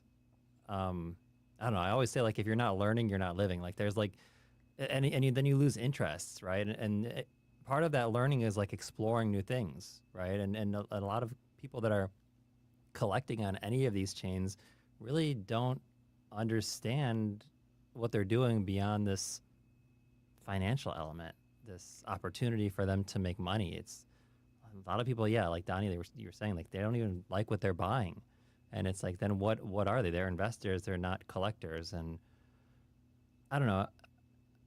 I think this whole thing with like going back to the Art Basel exhibition, and even going back to like Vegas and the Bitcoin conference and exploring like art on Bitcoin. Like these are all things that we need to have happen for people to generate interest in digital art. But also, like I think we talked about maybe on Monday's Art Space, was these products that will have to develop around that interest, right? As the interest develops in digital art, then you're going to have like people, like manufacturers producing like screens that are specific to the stuff that you can just like, they can print like paper, right? Like OLED screens, they can just print, you can throw it up and they're inexpensive and you can display your art because everyone wants to have their art displayed. I mean, I'm surrounded by, it's not even my work, right? And this piece that's actually, that one right behind me, that was something that when I was actually covering a fair, I think it was 2016, and it's Zombie Dan. He's an artist out of the UK. He focused on stencil work, and then he would do like street art, graffiti on top of that. And I was just covering the fair, and like I covered this booth, and then I started talking to the gallerists, and I just ended up falling in love with the piece. And then I called my parents, and I'm like, you probably want to collect a piece, because they were like selling, like there was only like 3 pieces left, and I ended up buying this piece, which I still have today, and it features, you can't really see, but it's the former king and queen. So even like, and that's the other interesting thing is like all of this stuff ages, and I have another piece that I got from my bar mitzvah. It's going back a long time, I know. It's a bar mitzvah, is your coming of age celebration as a young Jewish boy. Who hasn't been to a bar mitzvah? Of course. I a lot of haven't. Put the hat on and everything. The I kippah, have the never yarmulke. been to a bar mitzvah. Oh, we'll have that's to not invite you surprising, now. I suppose. But this Not a lot of piece Jews is in Appalachia. probably No, not. actually, like I think so. didn't. I thought that I'm not going to tell you what I thought. Continue. No, we can go back and explore this for sure. But all I was gonna say was like this little piece was an artist by Fazino, and he does like these like layered pieces. It's tangible work, obviously. It's like this layered piece of like, he'll do like a scene and then he'll layer the same scene over, and he's even gone to like 3 layers like recently. He's still alive, but it features like the World Trade Center. So it's something that existed at the time. I don't know. To me, like that ages really well, and it's really interesting. And what we're creating now is like super early, but also will develop more interest as time goes by, which is why I think like early AI work is super interesting. But I'm still kind of curious, Witters, what you think about the whole bar mitzvah thing, because that's pretty interesting as well. So, okay, I want to preface this with I was incredibly sheltered for like my entire life. Until I actually got on Twitter and like with Web3, I didn't know a lot of things were actually real. So, Like what? Do you have any examples you want to give us? Because I'm very curious about those. Yeah, like name anything. Like there was a period, I would say for the first 2 years of being in Web3, where I was the person that people had to explain like very simple, well, I'll just use the Jewish thing for an example.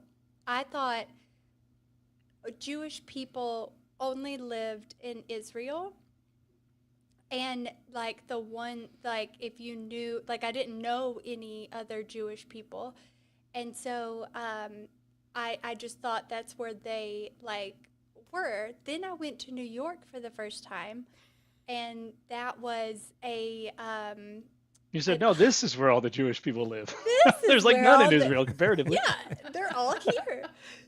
So like, and then you see the with all the things and the furry hats and things, and and I genuinely had no idea. I thought that was, when oh God, what's his name was like super into the big hats. Anywho, I just thought it was a fashion trend for the Pharrell. longest Are you time. talking about Yeah, Pharrell with the Pharrell, big Pharrell. Yeah, Yeah. he's not Jewish. Yeah, I figured. No, And no, big hat though, very big hat. yeah. Yeah. So I legitimately, like, I had absolutely no idea that, like, man, like right now I could, like, within a 5 mile radius, go to at least 7 Baptist churches, at least uh like 12 Methodist churches. Like Damn, you they're got them like, all. yeah, there's like a multitude, but there's no other. There's there's no other. And so that was like going back to like what drew me to like Web3. I got to speak to people that I would never in a million years get to talk to, from all different backgrounds, from all different like religions, from all different like walks of life, experiences that I wouldn't have. Like my first time I'd ever left the mountains by myself, it was to go paint a mural for the CryptoPunks. And like my dad told me I was going to die a multitude of ways. And like I'm sure I've told y'all this story, but like when I got there, it somebody had passed away, and they were having like a street visual. They had like painted that person's picture on the wall right beside mine. They were doing like burnouts. Like I'd never experienced something like that before in my life. Also, I was the only Caucasian there, for as far as you could see, and they welcomed me like I didn't feel like an outsider, like in any kind of any kind of way. Like I'd like drank Hennessy for the first time. Like there was like a multitude of Now I know which people you're talking about. and so I like thought you were there talking about Jews there for a second. it could have been, I don't know. And so like I experienced all that, and that wouldn't have happened without Web3. Like I would have still thought Jews lived in Israel. And I would have still thought that like people don't have street visuals for people that they love that pass away, and they don't do burnouts. Like I would have still thought that like there's a multitude of things that exist outside of like my little bubble, and I never experienced. Like I was 32 when I left by myself for the first time. So like it's crazy. It's like honestly crazy, and I'm thankful for being sheltered in the way that I was, because I wouldn't have had such like an extreme experience like I did, and that like really like made me appreciate like being able to learn new things. But it's yeah, it's like the coolest thing. I think blockchain really brings people together, whether or not it's for good intentions or bad or like whatever. But for the most part, like I found you guys. Y'all are my faves, and we can have these like more in-depth conversations that like I personally crave. And I want like I will write you an essay if you ask me the simplest question. I mean, No, all that goes for back sure. to that learning and experiencing like new things, right? Especially, yeah, when we can connect like in real time around the world. Like we didn't even have that like growing up. I don't know, like before the internet, and then it was like AOL chat and like these, I don't know, all these games. I remember. What was your away Yeah. message, Stephen? Oh God, you think I know what my handle was. It was player 3056, and it wasn't. Player.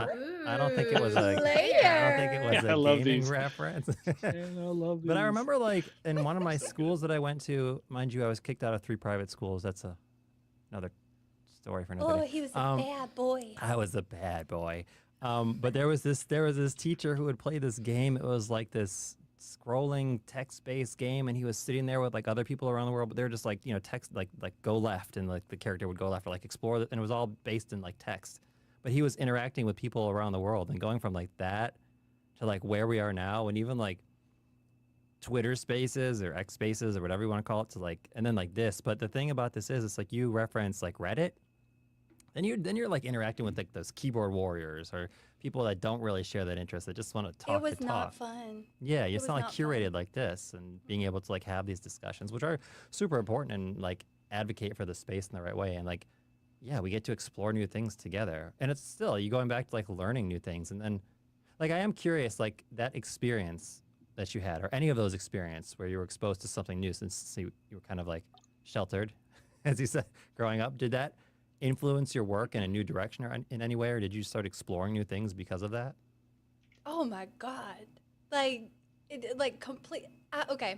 So, in my mind, you made work that was aesthetically pleasing to your, I guess, like your collector base. For me, that's here. So like if I put a mountain, a river, something like, then it's going to sell. And then I met artists that were like, I don't give a fuck. Like I just like defecated on a canvas, and like it's worth money. And I was like, that is so interesting. Tell me more. And no, not really. Like that. Actually, I do know somebody that did that. But Somebody bought I it. got Oh my gosh. what? Somebody bought it. Oh, somebody bought their canvas. Yeah. A piece. Oh wow. Yeah. With stuff on it? Huh. Yeah. So like it became like when you first enter, you get jealous. You're like, I can create, XYZ. And mine doesn't sell, but theirs does. And then you really go through like an ego death that it is so important for any artist. Like you're not. I think we touched on this last time. You're not unique.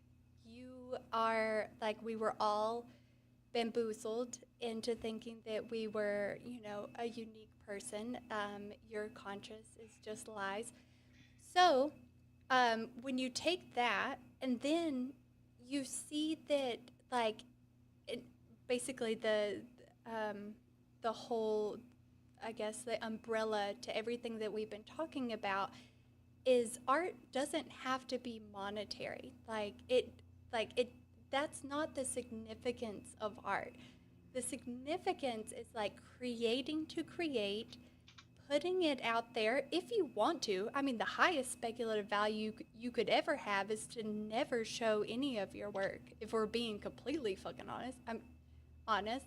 So, like, from each of those experiences, I like gained something. Like I took all of those tidbits that's like I can actually create anything that I want to. And it doesn't have to sell. It doesn't have to be anything. It has to be something that I thought that was important, and to timestamp that in a way that it would be significant to me and my art portfolio. And like I was influenced heavy by Tony. I was Tony Tafura with the OMB artist, ZMB artist. I was influenced heavy by Eka. Eka for she was like one of my very first follows on ETH. There, oh God, Freed. What's his first name? Jake. Jake Freed.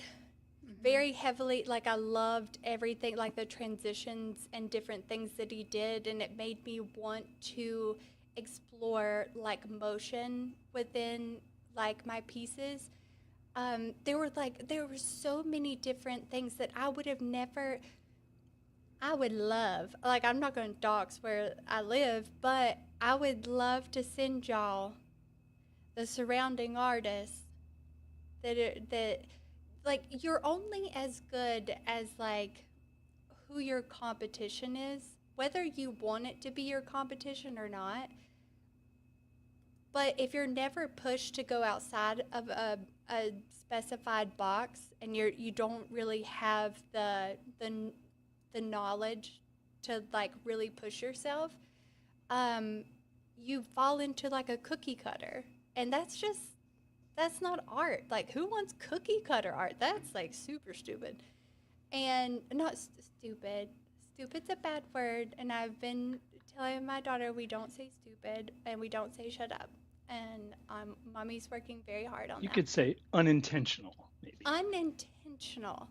Intention is like probably the biggest takeaway, I think. But God, no.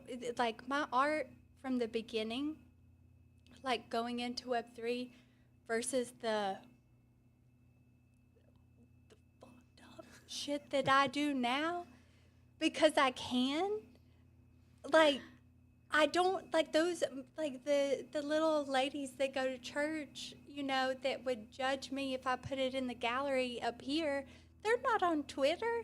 They're not on. They don't know a damn about the Bitcoin blockchain. And I can be that person, and I can be somebody that I actually want to be, but there's also like, okay.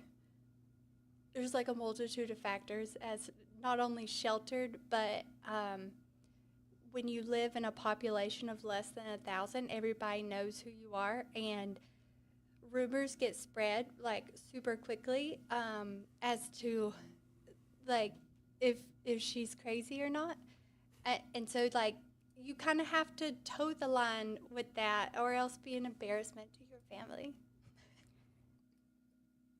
You don't want to be an embarrassment to your family members. No, I love being embarrassment. Like, and and what I thought was embarrassing was not as embarrassing as I could be. I can definitely resonate with that, with that feeling of, oh, I think my internet is down. Can you guys hear me? Yeah, you're good. Yeah, we can hear you. Got you. Okay, good. Fine. You guys froze for me. No, that coming from like a kind of insular community, I was always kind of the person who didn't follow all the rules, but even within my community, but yeah, like if people knew the things that I was saying in my poetry, or the concepts that I explore in spaces, because that's a huge thing for me as well, is that to be able to join these spaces and have these really stimulating conversations with people that I just like you said, that I never would have even dreamed of meeting in my regular day to day. I feel like if people heard me or knew that they might be shocked, and just maybe more recently, I've been a little bit more open about my whole involvement in crypto and my involvement in amplifying crypto in spaces and inscribing work and everything. Yeah, and I think some people just like write it off as like, oh, you're involved in some scam, or you being rebellious again, or whatever it is. But I do think our space affords an opportunity for people to explore that part of themselves that maybe they're not able to show their day-to-day family or friends or whatever it is. Now, what you do with that, I think, matters, because there will be a lot of people who kind of take on this persona and then like rug the persona and then disappear or whatever it is, and it becomes a persona that actually isn't a part of them in the core. And then there's other people, and I feel like a lot of us are like that are exploring these little sparks inside of us and becoming that, or letting that help us evolve in our mental capacity and our art and our relationships and whatever it is. So I actually think about this a lot, and what it means to have this different persona, and how much I really want to integrate it. I mean, the number one thing people tell me, and I don't know, like both Steven and Donnie have met me in real life, but I had, like, at the Bitcoin conference, a couple people tell me this, and also in Marfa, that, oh, you're exactly the way you are on Spaces, and say it in kind of like a shocked way, because I don't think that a lot lot of people are exactly, they don't show themselves. I hate Yeah. I I don't mean, know. the concept of anonymity as an artist has always really interested me, and we've talked about it a couple times before. And actually, initially, I came in as anonymous under my arts publication, Pork Belly Times, and I was like, selling work as that. But I mean, self-awareness and being in the space and continuing to learn and be exposed to different things has really taught me, and I'm still learning this, to, like, as a creator, you can either fall in like two lanes. You can be the kitchen sign in the kitchen, or you can be like unique in your own lane, creating something new. And for me, like, I'm very quirky, like, and that goes into like my acting too, like, but embracing that quirkiness is like, that will fall into certain roles, and that will be like who you are and what you're known for. Like, that's being like truly unique and authentic, and authenticity at the end of the day wins, but it's not always going to be understood. And that goes into my work too. It's like, people see the work, and the work is definitely different, and it hits on different levels, and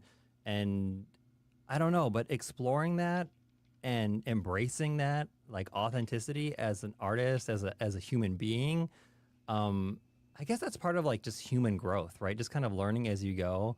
And it wasn't like, that's not like an easy journey, and it's not like an easy thing to accept, because as you're younger, like, you want everyone to love you, you want your artwork to sell, so you're going to create what everyone wants. But then, like, are you an artist creating for them, or are you creating for you?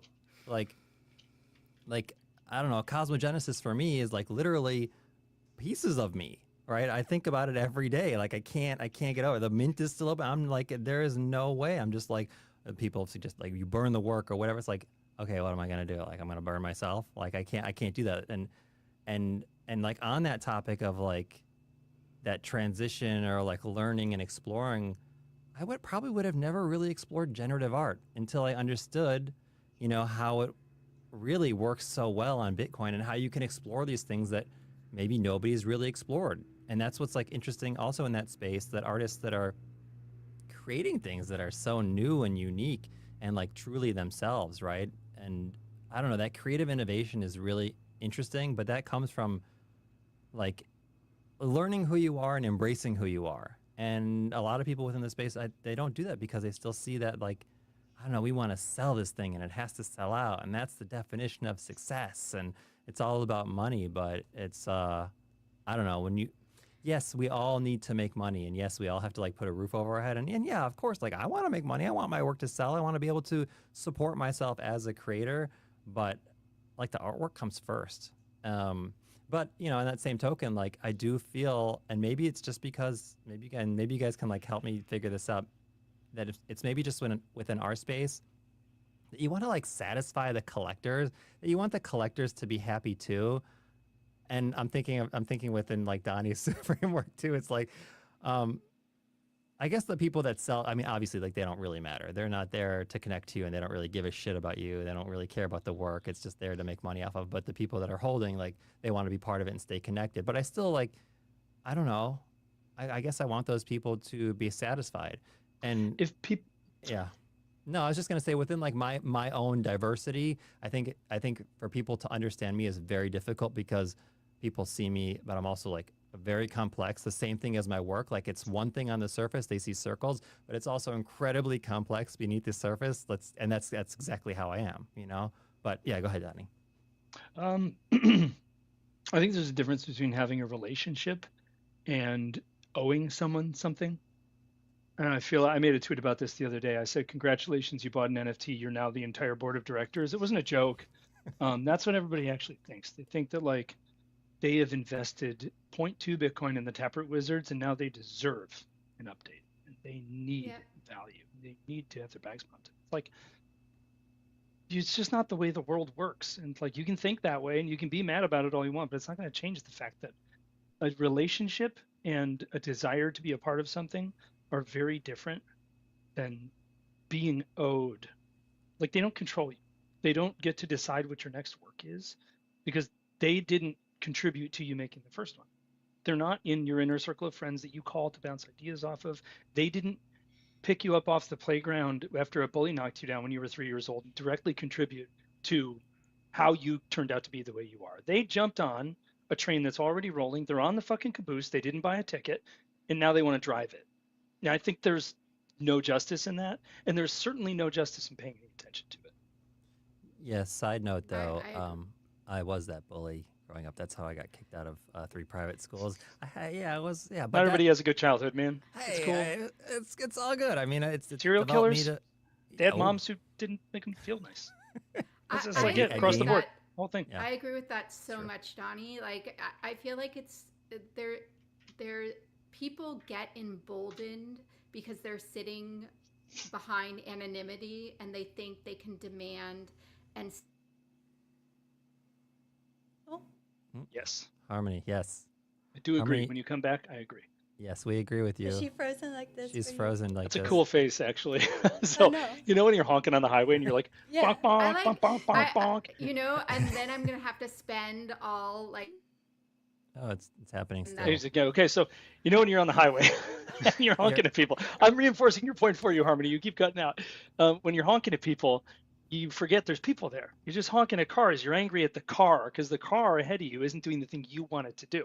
And then someone gets out of the car They get out, and yeah. they're like, did you say like get up there punching your window and you're like, have I wish I wouldn't have never- honked. I'm so No, sorry. I'm honking at the person. no people Yeah. I come have and they never think honked at anybody in my entire life. I'm not a honker either. I mean, I live in Miami. Unless I want to fight somebody. I'll I've honk had all I people, want. But I feel I've like had people them's get out of fighting. their car and like grab baseball bats. I've had people come up to my car like bashing on the window, and I didn't crazy. do anything wrong. Well, yeah, Miami drivers. I mean, they can be particular, but yeah, People are- it's like the same thing with anonymity. People I think they can do carry, whatever they want. so like Yeah, you come that- to Yeah, my I- window. That's That is on why I your self-carry. own. Yeah. Well, yeah, that was the thing is I was actually carrying that day, and the weapon Sorry. was visible, and then the guy thought that I was pulling a gun on him, and then he called the police. Which you And then he were. started- and then I started Let's chasing. be honest. I mean, You I were was, pulling a gun on him. You just didn't I'm- intend to shoot him. Right. It was sitting there visible because he was standing next to my car window, or he was there at my car window banging. Yeah, but it is I what it is. brandish Making your like car a roam. son of a bitch. Like you even catcalled me, and I'm brandishing. Like it's like we're not. Yeah. Can you guys hear me now? Am I still frozen? Yeah, Yeah. we got you, Harmony. You keep Okay. cutting out for some reason. yeah. Maybe it's your internet, but go ahead. Yeah, I'm gonna have to convince you that I have stable enough internet to keep joining these spaces. But I don't know what's wrong and why this keeps happening. But I did want to say that I think it's very important to know how to filter when somebody actually. Ooh. Oh, she did. Every time you cook, it just cuts Good. out. But I know you have such good points, and like right when it like builds up to it, it's just like and froze. Damn. try again. One more. That if somebody comes to you and they care about you and they have actual suggestions or requests about art or about your life or whatever it is, that it's a very different thing than somebody who has never interacted with you before, decided they don't like what you tweeted or they don't like what you posted, and then they're feeling emboldened, so they're ready to attack. And it gives them some type of dopamine, fix to attack you. So this is very, very prevalent.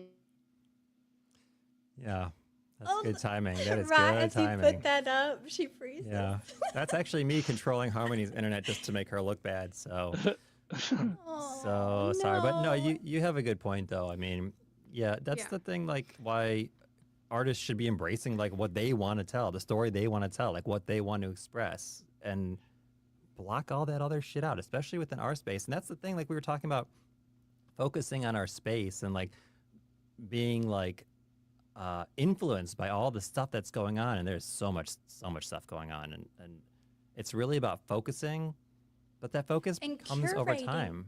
No, Stephen, curate your timeline. Yeah. I'm pretty sure Donnie has me muted.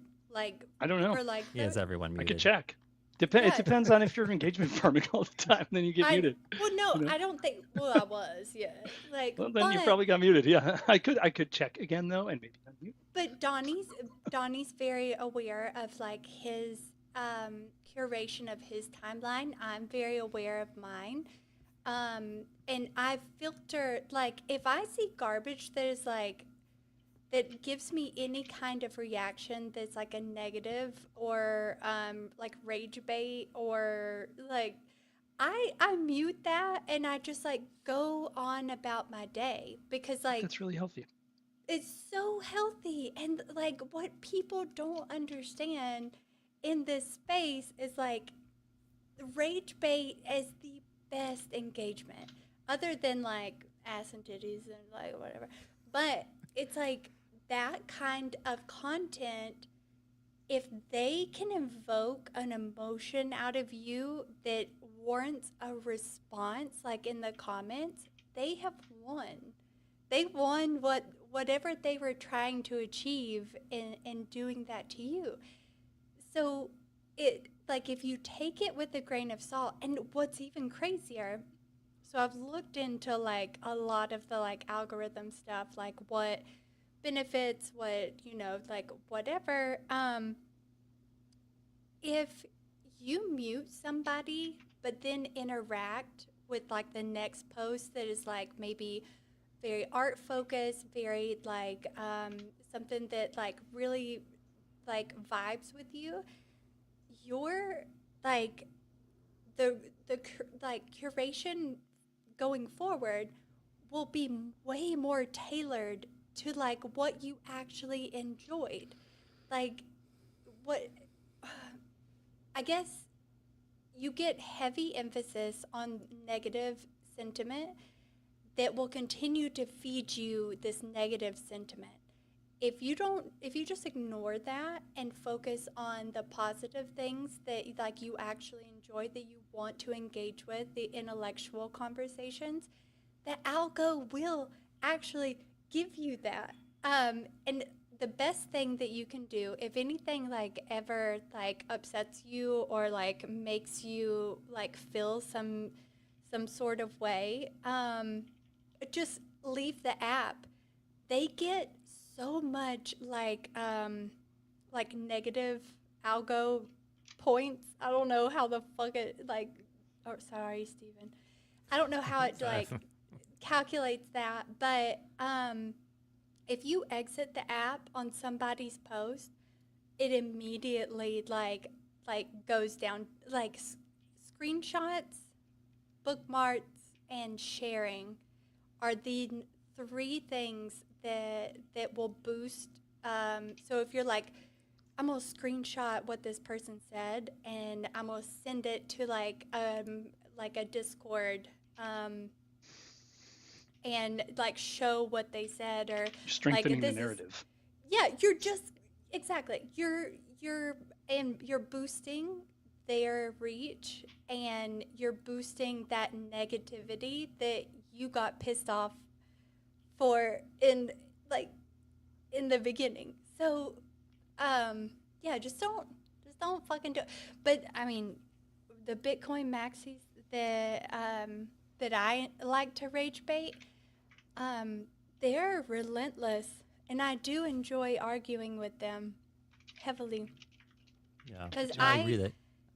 I want art on Bitcoin. Do you I think just that it's fighting them fun. will get art on Bitcoin? That's I the real think- question. I think fighting them makes me feel better for a day, but also gave them a platform for as long as that algo runs out. And I have to keep telling myself that. And it's I hard to think tell myself that. I think it's funny that people get so emotionally invested in these back and forths on Twitter. Because the last week I was experimenting in engagement farming because I wanted to see if I could hit 5 million impressions, and I did it in 1 week. Go. And now I'm monetized, so now I have to decide if I want to stop doing that, which I do. I think it's dumb what I was doing. I was actually waiting for but- you to do that so that I could follow you. Or I mean, I'm following you so that I could unmute you because I can't. yeah, you I know, know I'm I sorry. did that. Comes out. If you know, I know. I had to do it. But like, But I was really aware of it. wanted to. Yeah, I really wanted to see that as a small account, that if I could get 5 million impressions by doing these little tricks, because Melina told me, and this is alpha that I was only going to share with my collectors, but also with the people watching this stream. Because Melina told me that when she was getting her 5 million impressions, that she commented on like political and also on sports. And that's where you get the most engagement. And then I saw this other woman say that, and I've seen a lot of people do this, which I think it's kind of funny also, that if they have a post that is not getting a lot of engagement, they just repost it on their own feed. So then my mind, like, because I like to look at like systems from the outside and kind of see how I can break them. I was like, if I take those two things together and take my posts and repost them on viral posts, then I'm going to get all of the impressions from their post and my post, and it's going to compound. And it did. And in 1 week, I got more than 5 million impressions. So yeah, I'm going to stop. Today was the last day. I got the welcome to your monetization, and now I'm going to be regular again, Donnie. How do you sorry. stop? Don't you want the money? I mean, if you've turned your like really from like a just logical standpoint, if you've monetized and that's like what you're doing, just make the money. It's like, take it. Who cares? Well, We talk all the time. mean- I don't need to have you unmuted. I understand. I mean, I have to decide. Like how much that's going to be, like how much monetization actually is, and like if it's worth it. And but also it's kind of exhausting and annoying to do all of that. So Because you're only doing things you don't care about, kind of. Right? Yeah, because you're only like posting on, sports things and political conversations that I don't really care to even get into. Yeah. It's a job. It's like They've made us the army Yeah. of bots Yeah. they're trying to create. Exactly. Totally. Donnie? Totally. Exactly. Like Yeah. Wow. just mobilize the users that you already have in order to do this. Like I every single time I get close to the 5 mil, it like I'll just delete in order just to make me go right back down. Well, It's well, like- that's the thing is you only have to hit it once. So it's not Oh. like you have to you don't have to upkeep the 5 million impressions. That's the thing. It's like once you hit it, then you're grandfathered in to, I don't know then how they decide on what scale that they pay obviously if you have more impressions then you get more money, but like I did it because I'm weird and I like to like set weird goals for myself and I want to see like can I do this? That And is then- like perfectly like that's like one of the parameters to interact. What we should all do is like go to like these whatever and post like our Bitcoin art and like let that shit figure itself out. And I then did they're that. like, Yeah. what? Yeah, exactly. Like that's all you have to do. And like that's cool. Just like in itself, like if you're gonna I've always wondered what it's like outside of crypto Twitter. Like what is Scary. the world like They're- You mean like on the they're- rest of they're- Twitter or on outside the of? rest of like geographically? normal Yeah. Have you ever joined a normal Twitter space? Yeah, No. they're worse than us. They're Well, worse yeah. than I mean, I us. talk to normal people. Yeah. Is it similar? I don't know. It kinda, but it's like it like the influencers that are not crypto influencers are the most interesting people. And I'm being heavily sarcastic. Gotcha. Figured as much. I've been getting a lot because I haven't been posting a lot. Like I got so sick and tired of like every morning feeling like I got to do the good morning post at this time because you get the benefit of posting at this time. And then okay, like look in like if I post between 11:30 and 12, I get the most engagement. Like I got so fucking sick and tired of that. A lot So I of just people quit mute doing the it. GM I quit too, doing it. so- I quit doing That's it. what I've had And- I've had GM muted for years And- at this point. I quit I doing- also I decided and it made me see what like a false game this all is because people kind of say like the impressions and the likes and all of that stuff have something to do with your success in the space and guess what? Absolutely not. None Well, whatsoever. it's nice for me because like I quit posting and I'm seeing like tons of artists I used to follow back on ETH like years ago, and like I'm seeing all this different stuff. I'm like, oh my god, this is amazing. Like it's like completely opened up my feed. So I've really been enjoying it, and I've been seeing like some non-crypto stuff. So I've just decided like, yeah, I'm gonna post when I want, and sometimes I post a good morning if I got something I want to say. If I don't, GM, no. if you think it's a good morning, I mean, I don't do FedEx. GM. I spell out good Do a morning GM. because I like Yeah. good. I like to say good morning. Oh, I've got good morning muted as well. All the That's okay. variations. I like Can I? GM What if I say and good afternoon? I That too. hate Good the evening. people. I hate the people who say good afternoon, honestly. It is always Hate is such a G- strong word. Yeah. It's a, is it because they're Oh. getting It's around a- the algo? Like you're trying to block it, and you're No, like, you're not no. sneaking through. I don't like. I go into some group chats sometimes, and I'm like trying to avoid group chats. But I used to go into group chats and say GM, and then like really smug people would be like good afternoon because it's afternoon for them, and it's like no, it's always a GM somewhere. Time and POS. location are relative. Yeah, That's a great Exactly. filter for like who is not a fun person to be around. Someone who corrects you when it's not their time, their local afternoon.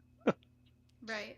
The low Um, quality person, just that's a That's- mute. yeah. That's an unfollow. Actually, I I have very forgot, distinct yeah. rules for blocking, unfollowing, and muting. They're three completely different things with different use cases. That's an unfollow. Can't change that. It's not going to Yeah. recover. It's not going to heal. It's not. I forgot to say There- good morning though. So GM. I agree Yes. that curating the feed though is super important. But also I do like the change in the algorithm to these slow cooks versus something has to hit instantly, and if it doesn't hit, like nobody sees it. Like now, at least from what I've seen and what I've heard, when you post something, it can build traction and more and more people see it over time, which is, I mean, it makes more sense, right? And I also kind of like how things can build traction because, like, I don't know, that short attention span, like either it clicks or it doesn't and it's gone. And then, like, I mean, Well, yeah. they took that from TikTok. Is like the like different things manufacture like a virality, and whether in that moment it was trending or like there was enough public interest in that topic. And how Twitter used to be, it's like, well, hey, how many of y'all go to like people's like actual X pages, right? Depends. Yeah, it depends. Yeah, I go. It I go depends. sometimes. Yeah. Oh shit. So am I. Okay. Like if I'm gonna find something I want there, Just I don't kidding. just yeah, usually go, me like, too. scroll. I No, go I- there. I don't I think very don't many need people you do. to go. no one's I'll- offended I'll if you say- don't. I don't think. You I know why couldn't tell do you it? like what y'all's banners are at all. I don't need you to know what my banner is, though. It's not like fuck it, it's not important. You know why I Yeah. do it is because of the inconsistencies in the algo. Sometimes I will think like, oh, I haven't heard from this person in a while. I wonder what they're up to. So I'll go and search them out and see that they're actually posting. But since we have not been interacting with each other, we're not seeing each other's posts. So then I'll go and I'll interact with their posts. I also learned this from Mr. E. Mr. E always says that like if you collect a Bitcoin cyborg, that he will go and support and like all your posts and repost your posts. And I think that is like kind of a little gift you can give to your collectors, that you also Oh, You also he's what? definitely, That was a he's good definitely one. fired. Harmony's never coming back. So sorry. Yeah. Oh, you're back. You're back. Oh. No, we're gonna get an Ethernet cord. This used to Yeah. happen to me. At my mom has bad Wi-Fi, and I used to have to do like StreamYard stuff there, and it was Spectrum Wi-Fi, and it would cut out every like 10 seconds for a millisecond, and it would do this. It would do this buffering thing. Maybe you just have to reset Dude, your router, Harmony. Really. yeah, I do don't that. I don't know what it is, but I'm gonna investigate it. We'll And troubleshoot last together. I'll week- help you. Since you're a last week it collector, was of my course. Yeah. Last week it was my sound, and this week it's my internet. By next week, it'll be nothing at all. Yeah, this is trial and this is only number 2. Yeah. Like, We're still learning. I will tell you, I will never wear headphones like the big headphones. So I hope audibly this will. It hurts the top of my head. I don't think that my skull ever fused at the top, and I feel You like can it make- presses down on my brain, and I can't Maybe. do it. Maybe. You Well, they're- can they're- adjust them, Witters. But no, there is You some can real adjust science that. that's saying that if you wear the headphones all the time, like people are getting like little dents Little in their skull because it's always pushing. Yeah. You ever seen those future like influencer photos where they're like this and like the headphone dent and like their acne and eczema and like that's where we're heading and like the weird long fingers. Yeah. It's really cute. I'll just Art. expand my ear holes with these things. They do those surgeries, ear hole expansions. Oh. I can refer you to a doctor. Really? Yes. I'll send you a doctor's name for ear hole expansion. They also do My ear hole ear holes are contraction. very, Whoa. very, very small. Oh, yeah, small. I have small ear holes too. I suffer from the small. How ear holes. desirable we all are. Isn't it amazing how mine are desirable we normal. all are? Very sensitive ear Mine are holes. normal My ear my holes. sound, my hearing is very sensitive. My vision, everything is very sensitive. Okay, Very so sensitive. very sensitive. Have you ever came in a girl's ear hole? Wow. This is coming into a place. I've been that I- going. I don't know about coming, but yeah, sometimes I like to. Yeah. Oh wait. There you go. I got to use it Oh, you today. got the board back. Oh yeah, no, it's always there. It's always been there. Good, good, good.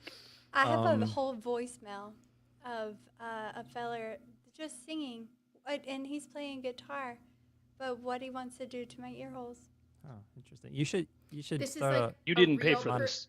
Yeah. No, Wow, he paid for This it is probably, a- for you thi- to listen. This is a real person that like It's a real person. specifically. Oh, just You should make wants art about to- it. Monetize How much does that. he want to pay you to do that?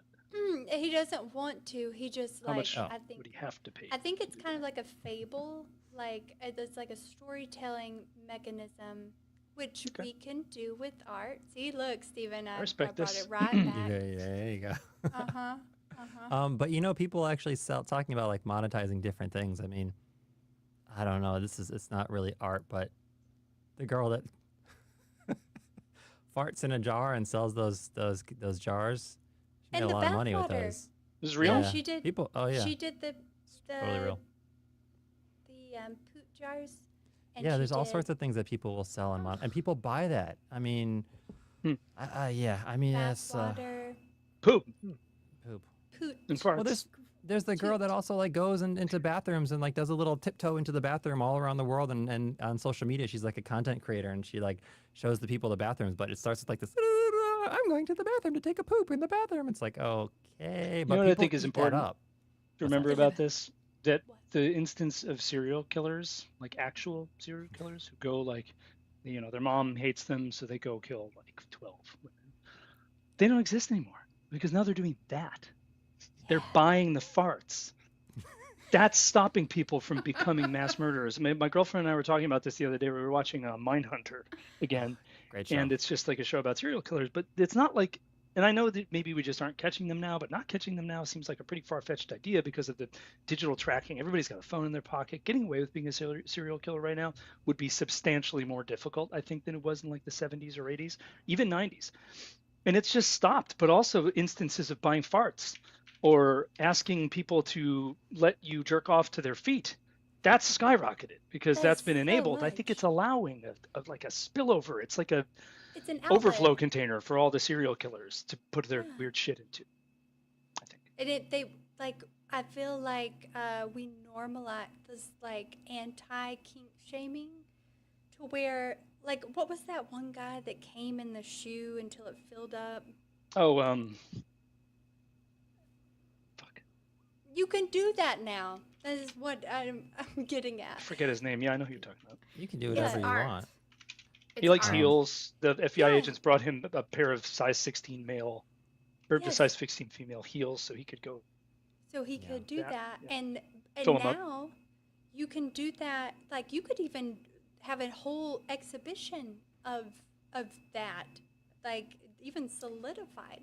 there. You know, I want to know the percentage of women who are into that type of kinky stuff to men. like Or men, it's just like- men feet. It's just different. Yeah, I don't think it exists, does it? Probably not a lot. I haven't been I able to would successfully sell say- any pictures of my feet, so I don't know. It's an interesting thing, but think let's it's- bring it back a little bit because we kind of went off the deep end. I mean, I like the concept of like exhibiting this stuff and these like kinky exhibitions because that will draw an audience. Like sex sells. But there was a movie I wanted to mention if you haven't seen it. It's with Jake Gyllenhaal. It's called Velvet Buzzsaw, and he's weird one. yeah, it's kind of strange, but he's what is he? He's a gallerist or a curator, and he that, finds yeah. this whole work of art that was like in a closet by this closeted artist forever, and then the artist passes away. I think it turns into a horror story if I remember, but the like the concept was really interesting because it goes back to like people not sharing their work and just creating. I don't know. It went off the deep end a little bit. It was a strange movie, but it was It was a it was really kind of weird movie. kind of an interesting concept to explore and worthwhile watching if you're interested in art and exploring this whole stuff. Yeah, so I just wanted to mention that as we go really far off the deep end in the other conversation. Well, but there's so many different exhibitions that like showcase that sort of exploration that I have yet to see on blockchain, and I would love to see on blockchain. Well, I mean, it's provocative, and Yeah. and that is one of the things that people do like about art. We like art that's provocative. Like, yes, how far do you want to push it? Sometimes it's too far, right? But there is something to be said about. Yeah, go on. Yeah. Just like if you can invoke an emotion from anyone, then you have been successful as an artist. And even if it's like cringe, like, oh my gosh, I have to look away because this is so uncomfortable, or like I would never do like whatever, like that's still an emotion. Like it's a reaction. And like you can see pretty things all day. And you're just like, that's pretty. I enjoyed that. But it didn't like evoke like a visceral reaction. It didn't evoke like an action from you as a viewer at all. And I think like if we had more of that stuff, like I don't want anything that's just like we could really flirt with the boundaries of like what's okay and what's not. But if we could evoke more of a reaction out of someone, whether it is a provocative reaction as opposed to, or it could be just like a super boring one, you know, like super vanilla. Like it doesn't have to be like this grand gesture of Well, for sure.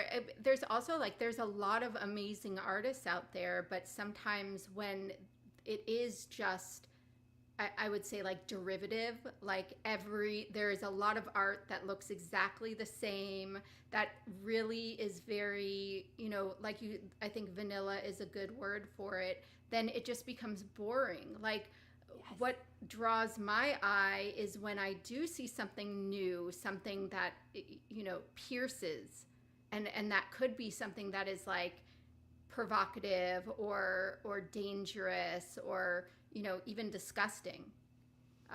But that's what there's makes, not that's enough why people, disgusting art. I mean, that's why people love Beeple. I actually don't. I like. I'm gonna say this. Like, I don't like Beeple's work. Like, but like, I don't like it because it bothers me. Like, there's something disgusting about it, but that's what makes it interesting. I don't give a fuck on Beeple is like beyond what any normal human could possibly comprehend, but also it's reactionary. Like you are going to react to it, and that's why he is as successful as he is. Aside I mean, from it's the multitude of people that work for him in order to make sure that that is the case. right. The people behind him at the studio that make it, you know, known. But the one thing I wanted to mention was the whole bodies exhibition. Just, I don't know, is that art or science? But Donnie, sorry, go ahead. I think it's both, but I wanted to say that looking at art that looks like other art is like you can be a cubist. You can make cubist art. It looks like Picasso's art. You can be an impressionist. It looks like Monet's art. Somehow, stylistically, it's like similar and in some cases the same. But it's kind of like reggae or like country. If you can define music, then you are listening to derivative. Like if you like a category of music, then that's fully derivative, and it's all the same structure, it's the same notes, the same chord progressions, a lot of cases the same pitch, whatever. It's all like it's supposed to be familiar. And I think with so many people on the planet and so many abilities to produce, it's just bound to produce more copy pasta. And I think people actually like copy pasta a lot. They like cover bands, they like familiar genres and things like that. They like So, familiar. not what I seek, but familiar. I can't say it. Familiar. Oh, now I can't say. Arity. Familiarity is what they enjoy. you got it. Dead on. Yeah. Sorry, my Yeah. mouth don't coordinate bit. sometimes. Well, people like what they already know, and what's like they don't really have to think about too much. I mean, it like going back to like the kitchen sign, or like. By the way, that was like referencing like our conversation on Monday where Donnie was talking about, you know, if you go and buy one of these signs that says kitchen and you put in your kitchen, then, you know, that's art. But it's like, okay. Nothing against them. No, Nothing against the kitchen them. sign. I just, you know, labeling things when I already know what they are has always been kind of like a tick that I have a problem with. Like my girlfriend's aunt bought us little like a mat to make coffee on it. It says coffee on it. And I'm like, I feel like it's just another thing I have to assess. When I walk into the room, I have to read this thing and go, why does it say coffee? Like every morning And I wake you up and I'm can't like, make why does it your say coffee? brain not read it. No, I can't like, just turn it off. So like when no. we start labeling things, it makes more things I have to figure out. Maybe I it helps have some no people. words in my house. There are no words unless it's like a digital thing. There are no words like located in any part of my home. Ingrid and I were talking about this the other day too. Similarly, she likes art that has content, things that have context for her life, like figures, people, fruit, dogs, stuff like that. She'll look at a piece of art and she'll like it because there's a dog in it. And I have the exact opposite reaction to it, where I look at it and I'm like, I know what a dog looks like. Like I see dogs everywhere. I've seen pictures of dogs. I've seen illustrations of dogs. I want to look at something and have no fucking idea what it is. That's the stuff that really compels me. So I don't know. I think everybody's brain works differently, and I don't think anything is inherently better or worse. I think some people are just plagued more than others because they prefer things that seem to happen a lot less frequently, right? So, like, if you hate words, well, good luck. They're everywhere, you know. No, that's like one day I didn't know that I didn't hate words until one day I read that it said welcome. That's all that it said. It just said welcome, and it was at the it was like where you wipe your feet at the like when you walk in the door, like Welcome, Matt. welcome, Matt. One day You're like, my name's not Matt. exactly. No. One day I was tired of reading the word welcome, and I spazzed out and I threw it down the bank. And I was like, that is the end of words at my dwelling, and we will never. This have was in words your ever residence? again. Yeah. Your house? Yeah. Who bought it? Hmm? Who bought it? You didn't buy it. Did you buy a welcome mat? I like words. I'm in favor of words, but I'll just tell you, Yay. Poetry. Duh. I do like words, but I don't have a welcome mat that says welcome. Like it would be much more interesting. Did I freeze again? No, you're still good. Okay, No, you're fine. good. I'm like, it would be much more interesting if the mat said like go away, Yeah. right? I would like Like- that too.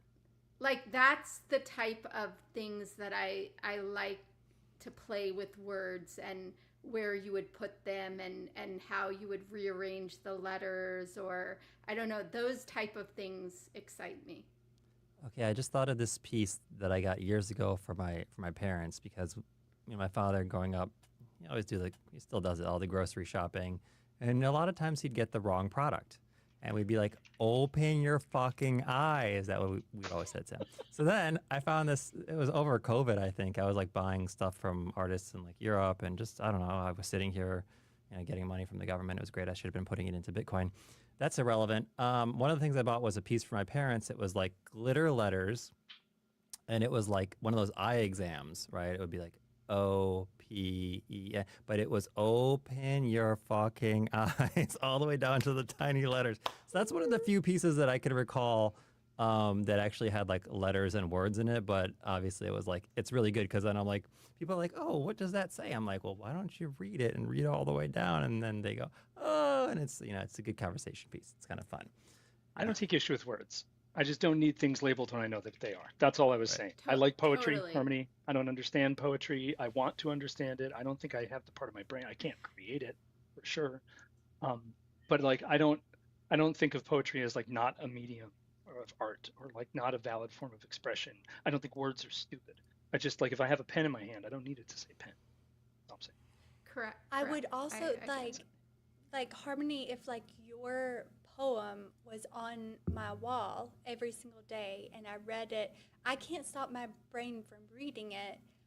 Then I would have this animosity towards your poem that like has nothing to do with you or how beautiful your poem was, but it would just make, I don't know if any of y'all like just freak out one day. I freak out a lot. What if you had an interactive screen or wall that the poem changed Yeah. depending on your mood, Yeah.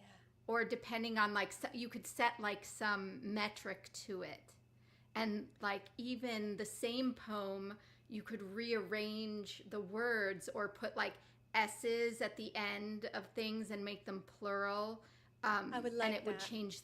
change the meaning. So that I did that a little bit in my collection, that at different block times there's sometimes the words are plural and sometimes they're not, and there is words that disappear depending on block time, but you have to be like very dedicated to go and find them. And figure it out. Yeah. Yeah, That's like a cute Easter egg that I didn't know before. I did a bunch of Easter eggs in my poetry collection that like I don't think a lot of people are aware of, and it was kind of just to entertain me and Daff and Greg and like because we thought it was cool. So Yeah, and that's all that matters. exactly.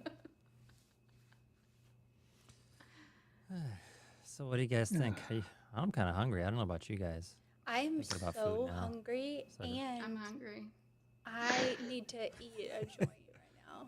Like, You You eat a need to what? eat a joint? That's crazy. I abstained this time because I felt like I was out of control last time. Like now, You I were just, not. You were not like out my of control last baseline. time. Y'all about to see the like schizo. Like, You were on a different planet than you are now, yeah, for sure. I'm not going to yeah, say that you were in the same space yeah, at all. yeah. Harmony, you can see it from that perspective. I don't see it from that perspective. I need a baseline, and I tried it. Steven, it won't happen again. I will be coming to these from now on. I mean, it's good either way, but yeah, it's nice to see the difference. I haven't. Maybe you should smoke Okay. while you're on the space. Sorry, Steven. I mean, you could, Maybe you but should we're just Can I definitely smoke not during do gonna. it. that? Winners. I think I don't. so. We used to say in the restaurant biz, like across the board at every bar I've ever worked at, you can get drunk during your shift. Don't show up to your shift drunk. That's Oh crazy. That's yeah, a weird place to start. I think so. Yeah. So Steven, As can long I as do it's that, or legal, will as you? long as it's legal where you're doing it. I mean, Oh you yeah. know. Oh yeah. Oof, okay. Well, I actually stopped about 2 months ago, and it is legal here medicinally. But I decided, how do you Yeah. feel? my sleep is a little different, and then I dream a lot.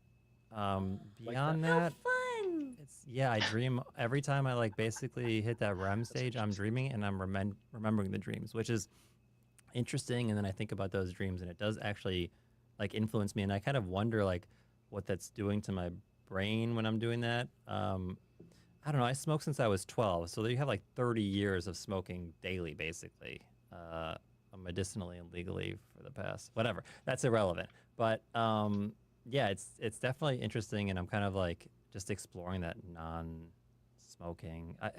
It's not like a dramatic difference, but the dreaming is like really, and I like the dreaming, so it's pretty trippy, and I appreciate that. So. Yeah, maybe you should stop smoking, Witters. I don't know. See what happens. Maybe Oh not. Maybe not. God, no. She's Oh, God, Even like, if she no. wants to dream more. that what No, you're talking I about, my Steven? dreams are very, very vivid.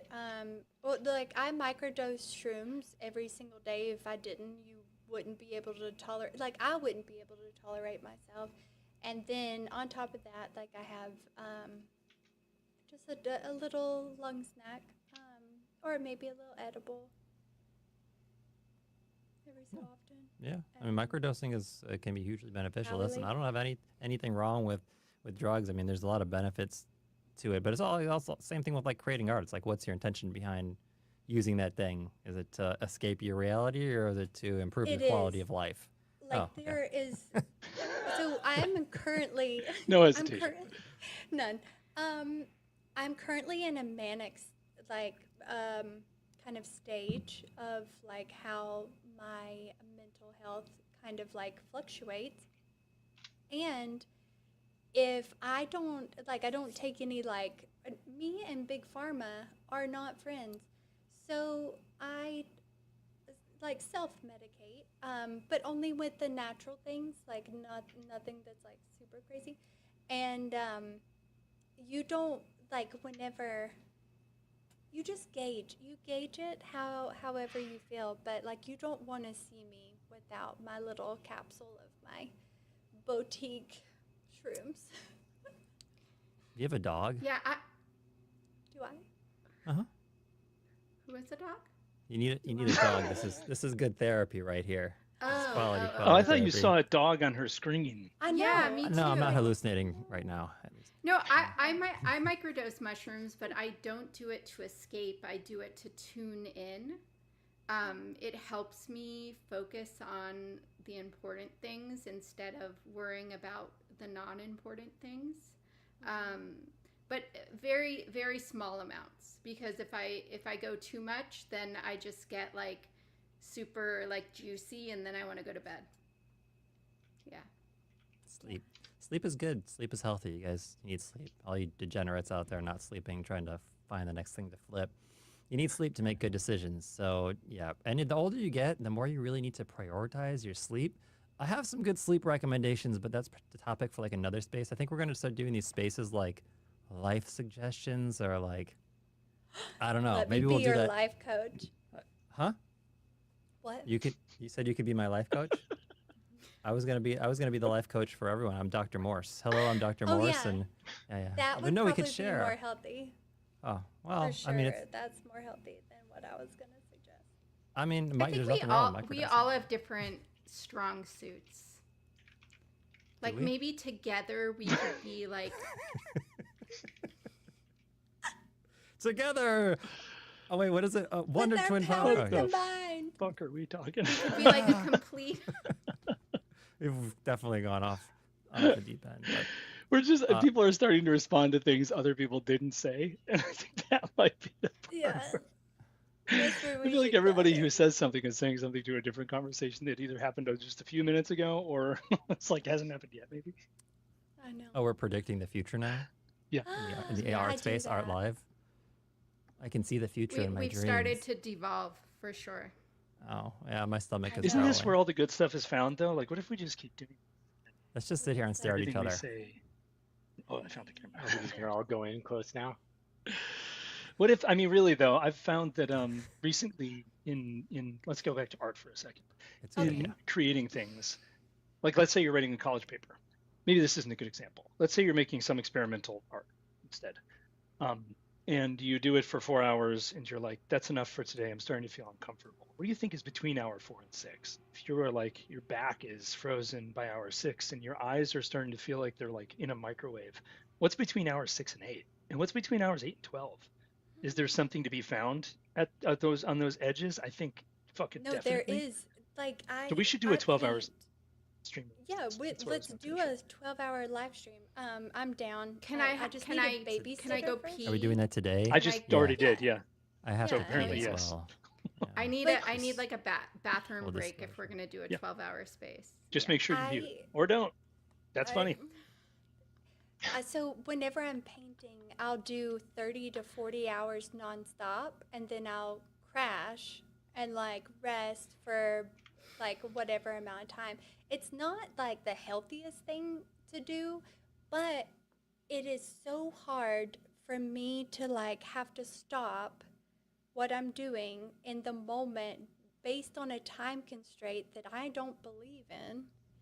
So yeah, like I break down like at that, 10-hour mark, but that's usually that I just need food.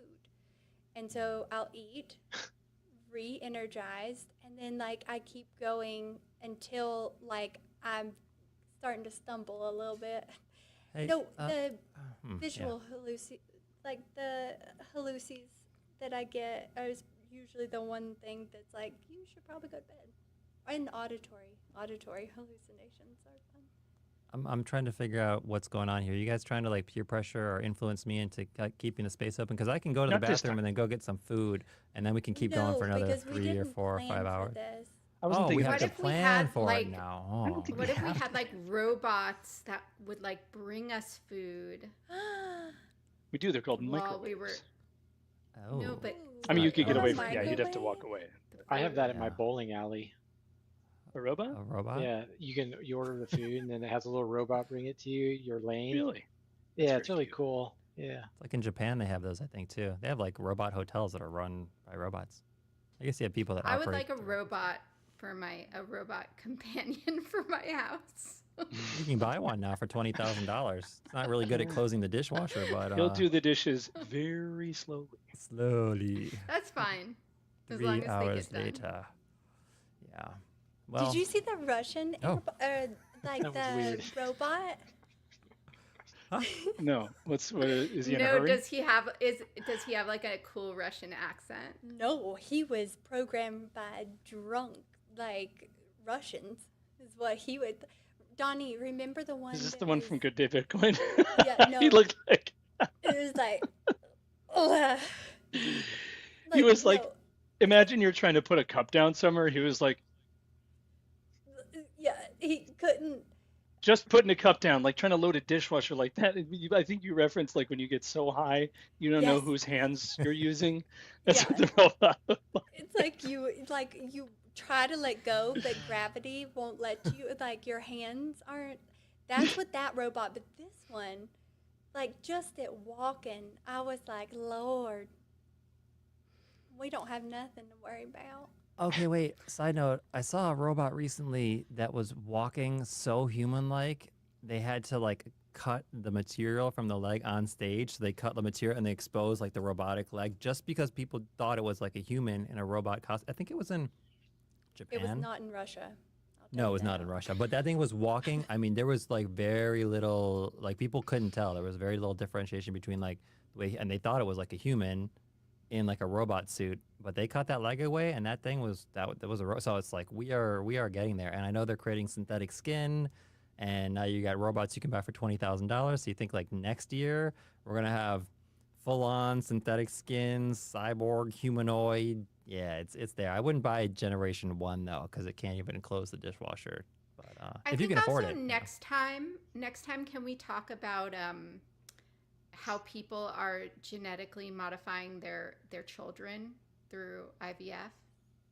I mean, sure. What are they if you doing? want That to me is super interesting. Are they just taking away the ability for it to taking away the variabilities that would lead to genetic disorders? Or are they picking eye colors, or like how far are they taking? Like So all of there, the so it, things. yeah, all of Gender, them. That exactly. eyes. They started with Man, let's give her a they second. were healthy. Okay, sure, she's. There you go. They started with what? That's where we left They off. started. I know, mother checkers. They started with the disease, and then they went on to do some pretty crazy stuff. Yeah, but let's talk about it mean, next time. Do Yeah. you have a VPN on? I put yes, I put it on because I thought it would be better. Is it worse? No, That's that's probably probably what the what's- problem is. Yeah. Oh wait, but if it was happening before that anyway, it doesn't- No, it was happening before. It was happening before. Oh, Yeah. probably not consequential. I'll help you figure it out. Don't worry, I'm pretty technical, Thank and you. I'll just have to charge you 14 Bitcoin. No problem. Yeah. What do you think? What do you think, guys? You think we covered You it did all? I don't have good any job thoughts. today. We did There good. was Yeah. good job. Oh, can I say something before we shut it Yeah, down? of course. Any closing thoughts for sure? Well, I just wanted to say that I think if you want to modify your kids' genes, like, go nuts. That's and my what I gotta preliminary thought. and what I gotta say is my Roomba that vacuums and as a robot doesn't work half the fucking time. So I think you guys aren't getting robots anytime soon. Yeah. I'll just put that out there. My side hobby is to hack into like the actual app. Roomba into Yeah. Roomba.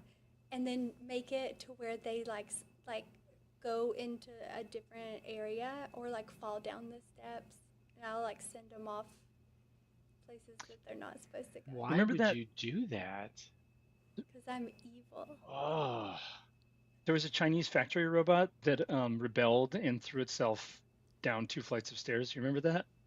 are you serious? That was a big turning point for robots in human history. Yeah, there was they had a fleet of these, it was like a nighttime cleaning staff. I'm going to get this wrong, but from what I remember, it was like a lineup of robots. It was like a nighttime cleaning staff for this huge facility. And one of them was trying to get the other robots to leave or run away or something like that. And nobody listened. So he went to the stairs and threw himself down the stairs and destroyed himself. Are you sure you didn't just trip? No, it was pretty intentional. If you watch the video, there was security camera footage of all of it. It was pretty fucking weird. It was in Was an it empty real or facility. was it He was, AI? it was a robot that was going to, I mean, what does that question mean? So I'm Yeah. saying, doesn't that seem really? Oh, the A video. I'm just saying, No, like this was really like a robot that tried to talk other robots into leaving. Doesn't that seem a little sci-fi-ish? it's like Wally. seems a little human to me. It does, but Like- was that And throwing themselves documented real? downstairs? Was it real? I don't know.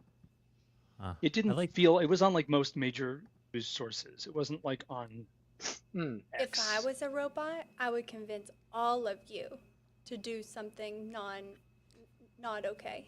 We're so No, you screwed. wouldn't. What would you convince us to do, Witters? You could try, Witters. You could try. Oh. And that insert- doesn't mean actually try, because now that we said not to, I know you. And I feel like when you get told not to do something, you really want to do something. Yeah. I've learned a lot about Witters over these last 2 episodes. It's been very telling. Now I understand why she does a lot of things she does. Was I it the feel kinda bad, mania though. part It was 'cause- of the no, it's 'cause- discussion that got you? it was because you can tell she was very sheltered.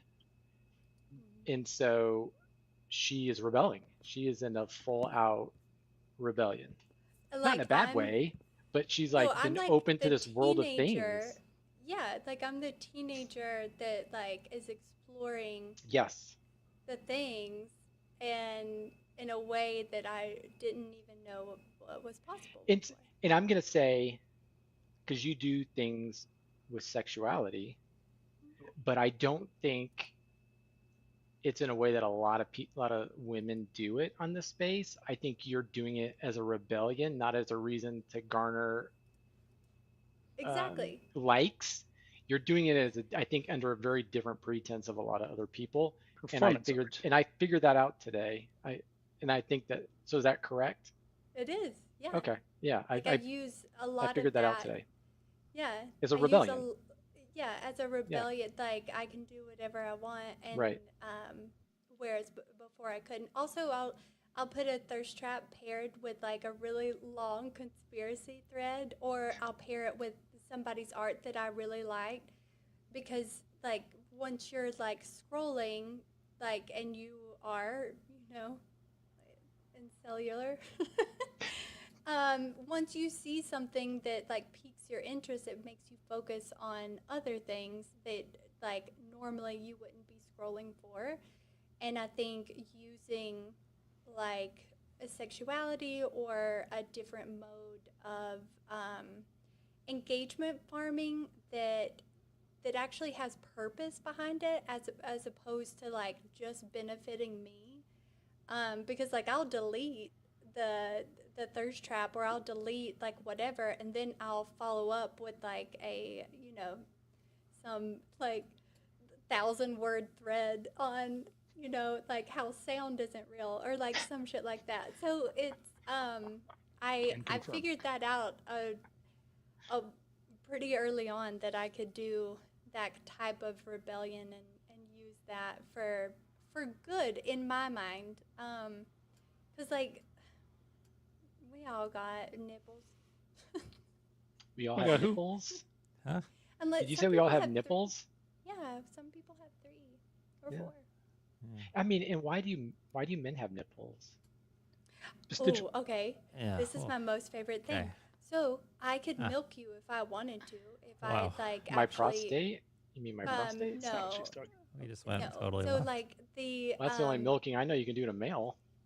Yeah, I know. So Anything what with nipples. you can. So if I were to introduce a multitude of stimuli into your body, so like hormonally, just like suction in general, I could produce milk in like all. If you have nipples, then you also have the ability to use those. And until you have kids and you actually see like what that looks like, you're like, oh shit, yeah, I could see how this could actually produce something. But That's really very- interesting. We can talk about this in the medical space later on today. Yeah, Deep maybe dive like one into- in 100 billion men will need to produce milk to feed a baby. And in all the other purposes, well, for real, like mom dies and you're the only one, you live in the woods and no food. I don't know, maybe you got to make milk for a kid.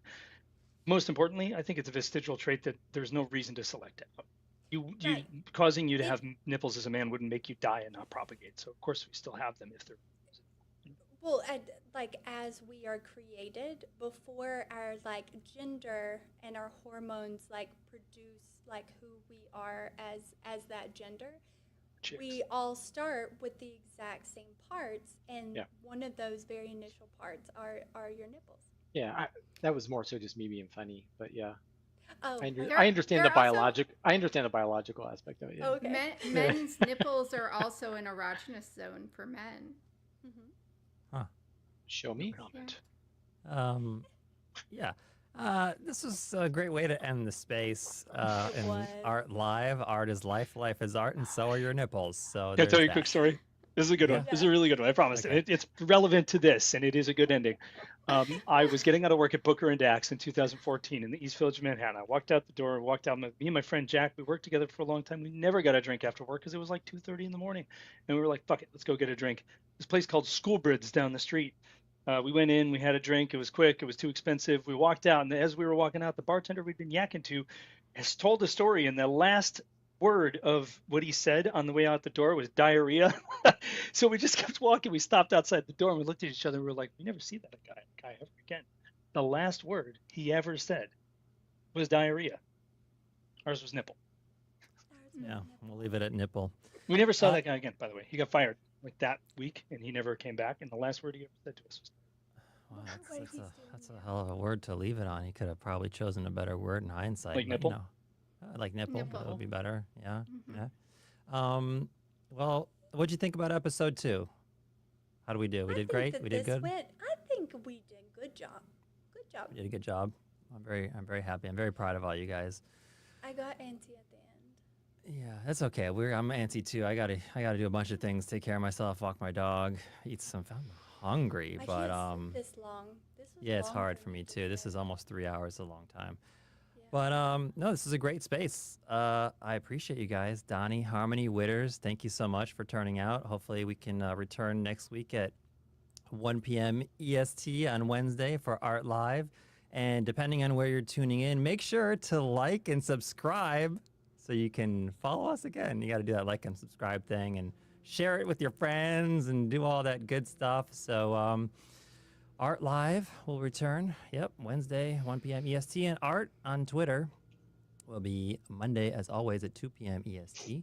So I will see you all then. Until then, have an amazing day, an amazing week, an amazing weekend, and I'll see you soon. Bye-bye. bye.